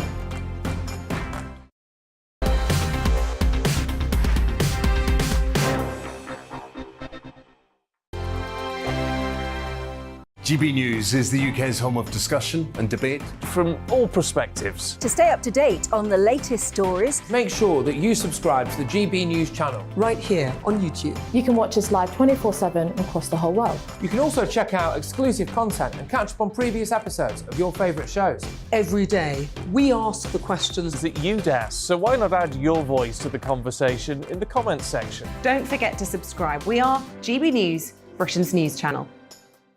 Every night at 11 on GB News, we bring you the next day's stories the day before.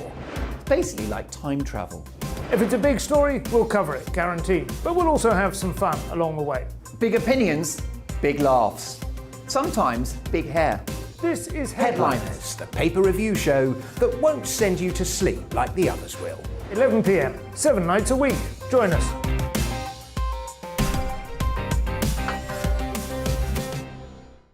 Hello there, I'm Eamon Holmes. And I'm Isabel Webster. And we hope you can join us for Breakfast with Eamon and Isabel. You make me laugh out loud, belly laugh. Is that important first thing in the morning? Yeah, absolutely. And there's me trying to be deadly serious. News is a serious business. Yeah, I have to rein you in sometimes. Well, it doesn't stop us laughing at it. It doesn't stop us having an opinion on what's going on. Yeah. And it certainly will not stop us reflecting what you think. Weekdays from 6 to 9:30 on GB News. I'm Dan Wootton. Join me Monday to Thursday from 9 to 11 for the feistiest and most fun news debate on TV, where free speech reigns. I'll bring you a sharp take on the day's biggest stories, bombshell newsmaker interviews, and A-list guests. And I guarantee you, no spin, no bias, no censorship, and no reason to go to bed. That's Dan Wootton tonight, Monday to Thursdays from 9 on GB News.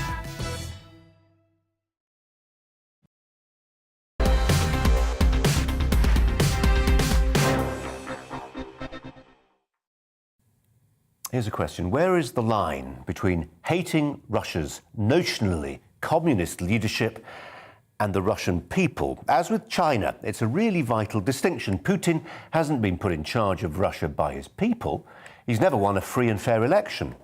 So we must avoid heaping the sins of Russia's leaders on the people of Russia. Now, for all that Piers Morgan may say to the contrary, we should not be flirting with war against Russia in Ukraine. We can't risk a nuclear conflict. So that leaves us with things like sanctions.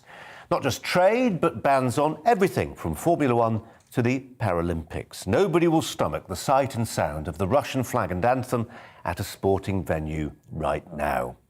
But some people have gone further. In Italy, lecturers briefly banned the study of the great Russian novelist Fyodor Dostoevsky. It's one thing to ban Russia today, but what about the decision of the Glasgow Film Festival to ban 2 Russian films, works of art produced by filmmakers with little time for the Moscow regime, but punished nonetheless? In Prague, Czechs have been warned that anyone who expresses support for the Russian invasion could be imprisoned. Again, the idea of defending the invasion I find detestable, but jail for expressing a view?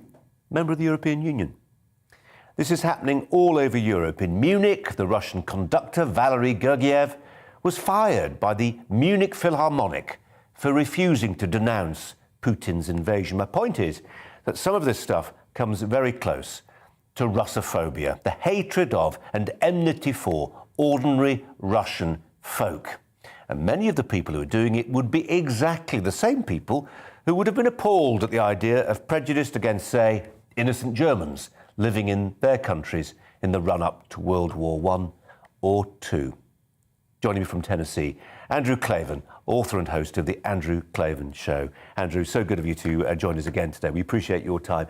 There is a fine line, isn't there, between wanting to punish a regime and not tolerating any opportunity it might use to raise its flag, play its anthem, and punishing individuals. Yeah, it's a difficult line because people are going to suffer from the sanctions, and innocent people are going to suffer from the sanctions, and that's a very difficult thing. But it's war, and innocent people are going to suffer if we don't put the sanctions on as well. The irrational reaction of banning Dostoevsky or banning a conductor, I really think that that's an expression of self-dislike, of self-disgust, because we got into this situation. It's not the West's fault we're in this situation, it's Putin's fault. But we have been living in a fantasy, and that fantasy included a Green New Deal that made us energy deficient when we should have had energy surpluses, the banning of nuclear facilities, which give us clean energy, all of these things that made Putin more and more powerful. The display of incredible weakness in America's withdrawal from Afghanistan. Not that we didn't want it to stay there forever, but the way we withdrew. All these things that we did that encouraged this guy with imperial ambitions, a paranoid view, and basically a gangster who's running a kleptocracy. So now we have to respond. We have to respond. And as you say, we don't want a hot war. We don't want to get into a nuclear throwdown with Putin. But that means we have to find some ways to respond. And people overdo it, I think, because they realize that part of this situation is due to us and due to our behavior and due to our fantasy life that we could basically trade with Putin values free.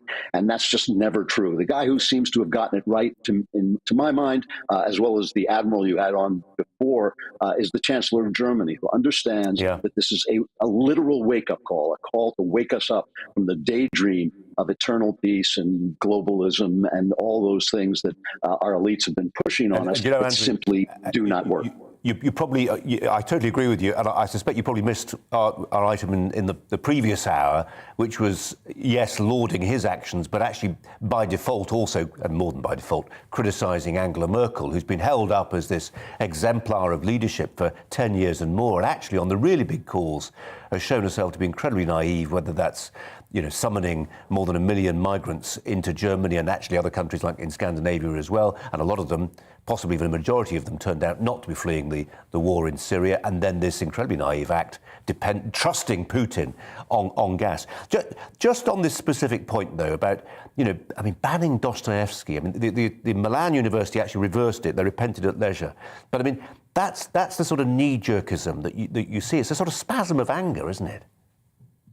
It is a spasm of anger. And like I said, I think it's more anger at ourselves than it is anger at the Russians. It's trying to do more than we're capable of doing because we did less than we were capable of doing before. Dostoevsky happens to be just about my favorite novelist in the world. And Me the too, idea, Andrew. Me too.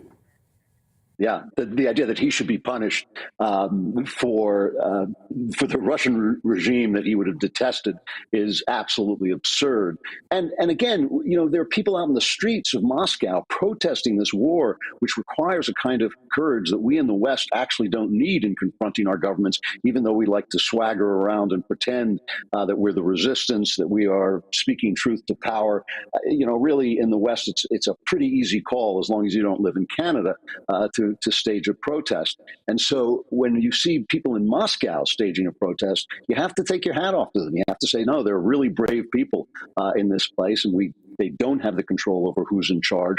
And Putin is a genuine gangster. He is a, you know, I always say he's not crazy like Hitler, but he's evil like Hitler. And in some ways, madness was Hitler's weakness, and Putin doesn't have that weakness. He acts very, very rationally, and that makes him very frightening. Andrew Clavin, so good to talk to you. Really appreciate your time. Thanks ever so much. From Andrew Clavin to Andrew Pierce, who's alongside me. Can I just make a point about books and novels in particular? Fyodor Dostoevsky, love to have read it in the original Russian, can't read Russian obviously, but wonderful books. I think teaches an awful lot about how humans behave, love, hate, all the really big topics, and help you understand Russian people and understand that they are not Vladimir Putin or his henchmen. Yeah, and it's a form of no platforming, isn't it, which we don't approve of. We want to enrich our minds and broaden our minds, and it's like stopping people who are perceived to be critical of trans from speaking at universities. Outrageous. Universities should be places where you have debate. Look, I think it's mad to have banned a great Russian writer, but it's not that mad to have said, I'm terribly sorry to those people who worked incredibly hard for the Paraplegic Olympics, which are coming up in a few days' time. You're not taking part, because anything they do, any gold medals that are won, Putin will own it. He will own it as a patriotic victory for Russia. We've got to clamp down on everything we can, whether it's sporting, cultural, but not books. You can leave books. I mean, I even support them not allowing the Russian ballet to perform here, because I think we've just it's got to get back to Russia. Yeah. The world is outraged what Putin's done, and that's the way to affect people through sport and arts. Is a good way to communicate to ordinary Russian people. And it's just as a lesson here, I think, for how we deal with China as well. I always try and draw this distinction between the Chinese Communist Party, not so great, and the Chinese people who Look, we do Russian business people with. are great. Putin isn't. He's a monster. Andrew, for now, thanks very much indeed. Coming up here on GB News, on TV, online and on digital radio. After the break, does your sibling dynamic play a role in your adult behaviour? I'll be joined by the eminent biologist, Lord Winston, to find out. But first, the latest news headlines with Miranda.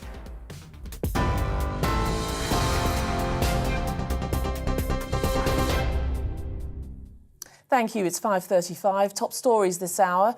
Russian and Ukrainian delegations are holding a second round of peace talks in Belarus. The Ukrainian presidential advisor says his country wants an immediate ceasefire. Russian President Vladimir Putin claims his military has offered safe corridors so civilians can escape the war. The Ukrainian president says the global community has been indecisive in helping the country, adding that if allies won't enforce a no-fly zone, then they should send warplanes. Ukraine continues to be bombarded with attacks on day 8 of the invasion. Russian troops are around 15 miles outside Kyiv city centre. Elsewhere, the mayor of Mariupol is warning Russian forces have surrounded the port city and severed rail links to stop civilians evacuating. Ukrainian forces are currently also battling Russian troops for control of Enerhodar, which is Europe's largest nuclear plant. And while Russia claims it's captured Kherson, Ukraine maintains its forces are continuing to defend the Black Sea port. Well, in the northern city of Chernihiv, Ukrainian officials say at least 22 civilians have been killed in a Russian airstrike. The explosion was caught on a dash cam. An oil refinery was also targeted. Rescuers are searching the debris. And the International Criminal Court is launching an investigation into alleged war crimes. In the largest referral in the history of the ICC, the UK and 37 allies have called for a probe into Russia's atrocities. It follows reports that cluster and vacuum bombs have been dropped in residential areas. Moscow denies it's targeting civilians. An Estonian-owned cargo ship has sunk off the Ukrainian coast near Odessa following an explosion. The ship's manager says it may have hit a mine, while a Bangladeshi cargo ship was struck by a missile at the Ukrainian Black Sea port of Olvia.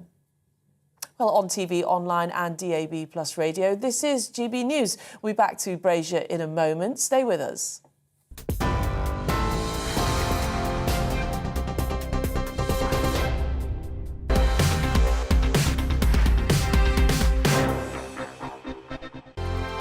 GB News is the UK's home of discussion and debate. From all perspectives. To stay up to date on the latest stories, make sure that you subscribe to the GB News channel right here on YouTube. You can watch us live 24/7 across the whole world. You can also check out exclusive content and catch up on previous episodes of your favourite shows. Every day, we ask the questions that you'd ask, so why not add your voice to the conversation in the comments section? Don't forget to subscribe. We are GB News, Britain's news channel.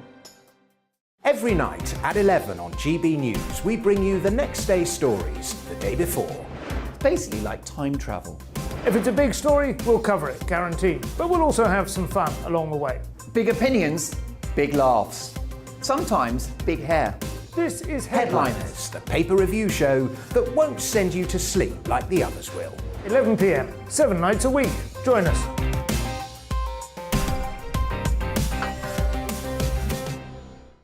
Hello there, I'm Eamon Holmes. And I'm Isabel Webster. And we hope you can join us for Breakfast with Eamon and Isabel. You make me laugh out loud, belly laugh. Is that important first thing in the morning? Yeah, absolutely. And there's me trying to be deadly serious. News is a serious business. Yeah, I have to rein you in sometimes. Well, it doesn't stop us laughing at it. It doesn't stop us having an opinion on what's going on. Yeah. And it certainly will not stop us reflecting what you think. Weekdays from 6 to 9:30 on GB News. I'm Dan Wootton. Join me Monday to Thursday from 9 to 11 for the feistiest and most fun news debate on TV, where free speech reigns. I'll bring you a sharp take on the day's biggest stories, bombshell newsmaker interviews, and A-list guests. And I guarantee you, no spin, no bias, no censorship, and no reason to go to bed. That's Dan Wootton tonight, Monday to Thursdays from 9 on GB News.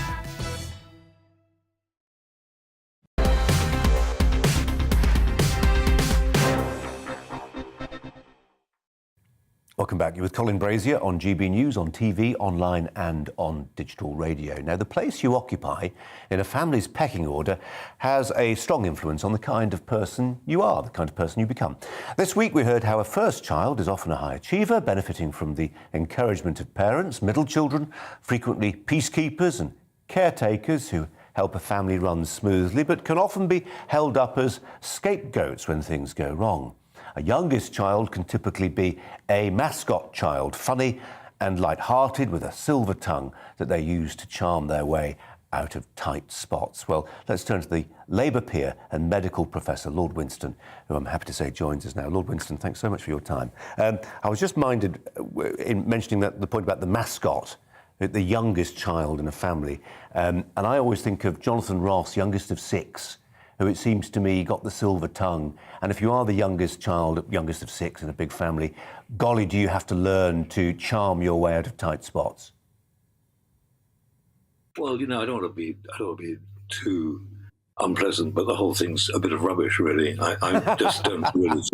I really just don't feel that there's a great deal of science in this. You know, I don't want to actually either promote my own work, but many years ago, with an Oxford neuroscientist who had a PhD at Oxford, my friend Tessa Livingston and I did a series of programs called Child of Our Time, where we followed up children from the age of 0, from before they were born, actually during pregnancy and thereafter, and we filmed them very frequently, right up to the age of 20.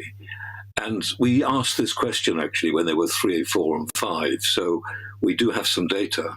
And certainly what we saw with these children doesn't really fit the bill terribly well. I mean, it is true the phrase from hero to zero is one of the things. But actually, I'm very, very unconvinced that this is more than just a bit of, dare I say, biological astrology. The truth is, the truth is that, of course, our environment has a massive influence on how we are, and clearly that means that will include, to some extent, having siblings around and having siblings who are older than younger. And certainly, of course, the idea is that certainly if IQ might be higher in the first child is one of the things that's been proposed many times. But actually, I'm not convinced that the measurements really show massive difference. And one of the problems with these longitudinal studies is that you really would have to study a person and the siblings with a control group of children for at least 60 years. And nobody's done that because, of course, we don't know whether, in fact, how one starts off at the very beginning is actually going to be as they are at the end. I do accept completely, I don't want to go on chattering too long, but I do accept completely that a child's personality is undoubtedly capable of being seen as being unique to that child at a very, very early age. I mean, we know that some children, certainly, we all have this as parents, don't we, that we know that some children have formed an amazing sense of humour very, very early on, and others never do, and so on. But I would be very reluctant to be very determinist about it, really. Yeah. I mean, we know, don't we? I mean, I wrote a book for a think tank about 10 years ago looking at aspects of what they now call sibship, the influence of siblings on other children. And I mean, what the data says, what metadata says, I don't know necessarily about it, but it is true you get certain quirks, like I think every man who ever set foot on the moon was an eldest child. Every American president, I think I'm right in saying, is an eldest child. Well, you can say, well, that's because they've had all those resources tipped into them and they may not have any siblings. So what's sibship got to do about it? But I just wonder whether, I mean, clearly you're right, obviously, as a scientist, to look at the data. It's one of those where I think if you stopped ordinary folk and said, do you think there is such a thing as a type of characteristics that go with being a middle child? Are they more inclined to being peacemakers, for instance, or more creative? Honestly, sorry, I'm not entirely convinced. I think we can say very clearly from quite good evidence that the personality of a person is partly determined by our genes. And it's no question at all that this is part of the genes, i.e. the nature versus nurture debate. And therefore, of course, experience is going to be important. And in my view, actually, in fact, a child's experience is more important probably than the genes in many ways. Yeah. And I think we've become so hooked on genes, we've rather forgotten that experience. So I wouldn't want to poo-poo this idea of a child's place in the family. But there are problems because so often what we are predicting is what we expect to happen. And there's a huge amount of assessment which is very, very subjective here. And I think that that's the problem. Unless you have very good control groups to really show this, I think there's a problem of drawing some fairly false conclusions. I think that's really the issue. And that's probably why I offered at it a bit, really. Lord Winston, really good of you to talk to us today. Thanks so much for your time. Appreciate it. Andrew Pearce is alongside me. It's so lovely to have somebody who knows what they're talking about, for one thing, and uses phrases like poo-pooing. Yes, yeah. Well, it's terrific. He's got a brain the size of a planet. All these incredible brains you have on this program. And you too, Andrew. And you too. I do not have a brain the size of a planet. But I was very interested because I'm the youngest of 4, and I suspect my siblings would say, yes, he was the one with the silver tongue or the golden tongue, because I was the one who won the speech competitions at school, and I became a journalist. So that's all about words. So, and quite different to the way my other siblings turned out. So there is a bit of that, and of course, often the youngest is the favourite, although I wasn't. They call him the mascot child. Yes, they do. I've not heard that expression before, actually. Well, I think my 5 daughters would look at the youngest, who's a boy, and say, yeah, well, of course, he's the only boy, and with all those girls, of course he's going to be the mascot, yeah. More of that during the commercial break. I'll tell you all about that. Now, next up, continuing reliance on Russian gas. This year alone, Britain is on track to spend more than £2 billion on imported Russian liquefied natural gas, or LNG. New figures from the Department for Business, Energy and Industrial Strategy have shown. We'll reflect that story in just a second for you. In fact, I thought we were going to take a commercial break. I'm wrong. In fact, those numbers reveal the UK's reliance on Russian gas. It's doubled in the past 4 years. So why are we fueling the Russian economy and, by extension, pumping cash into the Putin war machine while simultaneously banning the drilling of natural gas here in the UK? Delighted to say we've got the leader of Reform UK, Richard Tice, who bangs a drum for things like fracking in particular, but in the shale gas, Colin. I'm going to get you to talk about shale gas. Because shale gas. It's really important because that's the asset. The way you extract it is you can frack, or you can use the new technologies that are emerging. The language is important. It really is important because people want confidence about the treasure that's under our feet. And there's really good news about it. Even this week, I've learned that I've been talking about like £1 trillion worth of this treasure. It turns out actually it's probably even double or treble that. So it gets ever more exciting. I'm spending a lot of time looking at these technologies. And yes, the idea that all of us, households up and down the country, are sending our cash to Putin and the oligarchs to fund this war effort, I actually think is morally reprehensible. I think it's disgusting, and I think the government should stop it now. Do you think it's that shock to the system? Andrew and I were talking earlier about what's happened in Germany. For them to tear up 70 years of pacifism and say we are going to rearm to the tune of $100 billion, there are some really big strategic decisions being made in the wake of the Russian invasion in Ukraine. Our dependence on renewables that don't always deliver. Yeah, the wind doesn't always blow. Yeah. The sun doesn't always shine. At which point you need the gas, and the gas is coming from Putin. What we've all learned from this, and some of us have been talking about this for a long time, is we've got to be independent, you've got to be self-reliant, we've got to be in control of our own destiny. Of course, that's one of the joys of Brexit, but I know that's another debate. But the reality is we've got to be independent, and if we're not, we're vulnerable, we're exposed, we're dependent on what turns out to be dangerous, rogue actors. That's no way strategically to run a country. Turn your thoughts, Richard, to Andrew Pearce, because as a big up at the Daily Mail, you've got your finger on the pulse of, so the argument runs, Middle England. What do they think of fracking and I've used that word. But shale gas and earthquakes and all that stuff. Well, of course, a lot of people think, is fracking going to take place in a stunning area of outstanding natural beauty? They wouldn't like that very much. But what they will not like is reading, as I did on Sunday or Monday in the papers, that Britain, the EU and the United States were writing a cheque for one day for £800 million to Putin for gas. You think that's insane. That is bankrolling the war effort, that is massacring innocent Ukrainian people. That they will hate much, much more. And we have to look again at fracking. I think we do. And the reality is you've got to have the right information. And guess who funded the campaign by the eco-zealots against the fracking, against shale gas extraction? It turns out it was the Russians. Why? That's a big. I can't vouch for that. Well, big claim. No, big claim. It's a big claim. It's been. I'm confident that it's been verified. It turns out that where did the money come from? And of course, it's in their strategic interest. It turns out, we believe, that he funded that all over Europe in order to stop shale gas extraction all over Europe, because that was cheap gas in individual countries was the greatest threat to the Russian economy. He did brilliantly. He succeeded. We failed. We were foolish. We've learned the lesson. We're learning the lesson to our cost. The idea that we send £2 billion to buy Russian gas this year. Oh, and by the way, when you import gas in these big tankers, you basically create over 60% more CO2 than using our own shale gas. So actually, joy of joys, shale gas extraction here in the UK is good for the environment. It's much more sustainable. Richard, earlier on we were talking about Angela Merkel's legacy and how it's besmirched by some pretty naive choices around the migration crisis in 2015, but more latterly, her legacy now very much clouded by her decisions to, for instance, cancel Germany's nuclear programme, which produced a fairly substantial proportion of their energy needs, and go with Russian gas and trust Putin. I mean, you look at a politician of the magnitude of Angela Merkel and you think, how could you be so naive? A massive, massive strategic mistake. And look, we all make mistakes.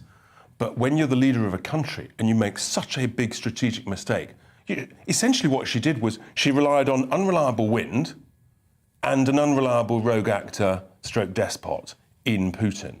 And I'm afraid it's come back to bite Germany very hard. They're the most exposed, along with, I think, Italy, within continental Europe. We're all exposed, and we've all got to dramatically, urgently say, no, we're not sending you our money, we're not buying your gas. Let's open the taps urgently in the Middle East, the gas taps in the US, in the North Sea, and basically we have to economically strangle the Russian economy. That's the only way this thing ends. Andrew Pearce, I mean, we are coming out of the COVID crisis. At last. We've got some gigantic bills that need settling. Yeah. Is there going to be an appetite in Whitehall we just had Lord West on saying GDP for defence spending now needs to go up to 3%, up from 2 to 3, massive, tens of billions of quid more on defence. Shale gas would require some shift in expenditure. I mean, companies like Quadrilla can do their thing in the private sector. They could probably do with some taxpayer-funded pump priming. Is there the realisation, Andrew, do you think, in Whitehall, that what's happening in Ukraine is a game changer on different fronts and they need to start thinking hard? Well, it should be, but you see, we don't think strategically, do we? We think tactically. We just get through the next week, the next month and the next 6 months, and there hasn't been any strategic thinking at all. I mean, we haven't had an energy policy in this country for 30 years, and we had a chance to do fracking, and we ducked it because we thought it could cost us a couple of Tory seats. We can't do that, possibly. Might be good for the country. And we have fallen into the trap that Merkel created for everybody. And let's not forget, she wasn't just a German chancellor. She ran Europe. She called all the shots in the European Union, and she was a very good reason why we had to get out, because she was in charge. And look at the mistakes she's made, and look at the mess Europe is now in. I mean, thank God we're out. Thank God we're out. And thank God, by the way, we have our nuclear deterrent. Yes. Another argument. Well, let's just... Richard, sorry, go on. No, I mean, that's absolutely right, because you never know what's around the corner. Yeah. And in the world of business and the world, you have to have plan B, plan C. And actually, it turns out that all of us, we only had plan A, which was to rely on Putin. Yeah. Pretty stupid. We've got to learn that lesson. We've got to change urgently. We've got to become totally self-reliant, independent for our energy. Energy drives everything. It drives our heating, it drives our transport, it drives our businesses that create jobs.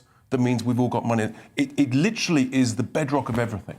Get those oil fields in the North Sea that are in mothballs, get them out. Can I just, a few months, can I just but you can do it. Take us right back to where we started, Richard Tice. David Starkey, Dr. David Starkey, was in your seat nearly 2 hours ago. Wonderful historian, offering a perspective on Ukraine, which kind of went along these lines.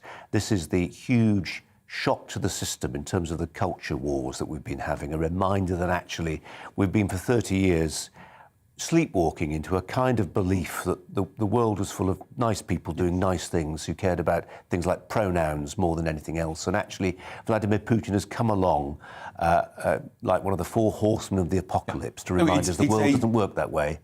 It's a desperate, tragic, horrific wake-up call from what I believe is 20 to 30 years of complacent decadence, of a sort of a bloated West that thinks everything is all nice and fluffy. It is until a bad person arrives, and then it gets really nasty very, very quickly. And, our heart bleeds for the Ukrainians. We're all learning a lot very, very fast. I think actually, in fairness, I think the government are responding pretty well. Yes, I think the sanctions, they need to be more shock and awe, even more, tighten that noose. Because the only way this ends, we'd love the Ukrainian army to beat the Russian army, but in reality, I don't think that's realistic. What is realistic is at some point the Russian people rise up and say, actually, Mr. Putin, enough's enough. Up with this, we will not put. Final brief thought, Andrew, got about 30 seconds left. I interviewed John Bolton last week, former American National Security Advisor, dear old John Bolton, who said, this is the 9/11 moment. Can we say that yet? Is this as decisive a change as 9/11? I think he's right. And who knows how it's going to end? That's the tragedy. We just don't know. I think it's actually worse than 9/11. Yeah. It's much more... Look, we're facing the threat of a nuclear war. That's right. 9/11 wasn't about that. So I think it's potentially worse. It's much more serious. And if we did go down the no-fly zone... Well, do we just... I've just been given a bit more time. Yeah, but, Piers Morgan and others are saying, let's have a... Well, if we do... Let's do Lally. Well, then NATO planes will take out Russian planes and vice versa, and then we will be into a World War III, for sure. That is madness. Totally unrealistic. Yeah. Ben Wallace and the Prime Minister are quite right. They are. Richard Tice, Andrew Pearce, thanks both very much indeed for your thoughts today. Really appreciate it. Shale gas, not fracking. Much more from me next week. Stay with us. Hello again. A bit of an east-west split with the weather tomorrow. It'll be dull and damp across eastern Scotland, much of eastern England, whereas we should see brighter skies in the west. Today, we've had kind of a three-way split with this weather stagnating down the spine of the country. If you've been stuck under that, it's been a wet, pretty grotty day, and it isn't really moving very far very quickly. The rain should be petering out overnight across parts of Wales, but lingering over the Midlands, up through much of northwest England into eastern Scotland. Extreme east of England and further west generally staying dry overnight. With some clearer skies across Northern Ireland, we could see a touch of frost here, but with the cloud and the rain across central and eastern parts, temperatures mostly holding up at 5 or 6 degrees. But not going to rise too far, those temperatures, during Friday. So a pretty cold feeling day for eastern Scotland, northeast England, parts of the East Midlands especially. A drier day for the West Midlands, a drier day for Wales, maybe just 1 or 2 showers for South Wales and southwest England, the odd one for Northern Ireland. But much of the west will be dry and bright, much of the east will be dull and damp, and temperatures really struggling under that band of rain, 6-7 degrees at the very best. Elsewhere, with a bit of brightness, we might squeak double digits. Friday evening sees that rain lingering across the eastern parts, and it will stick around even into the weekend. Clearer skies for Scotland and Northern Ireland may mean a touch of frost to start the weekend here, but we should see plenty of sunshine on Saturday across Scotland and Northern Ireland. Southeast Scotland, though, dull and damp, and that rain likely to stick around over parts of the Midlands, eastern England throughout Saturday, and again have a big impact on the temperatures. Under that rain band, 5-6 degrees, going to feel pretty bleak, but even elsewhere with some brightness, only 8 degrees in Glasgow and Belfast. So it is turning colder this weekend. Most places looking dry on Sunday with some sunny spells, but an easterly breeze making it feel even colder.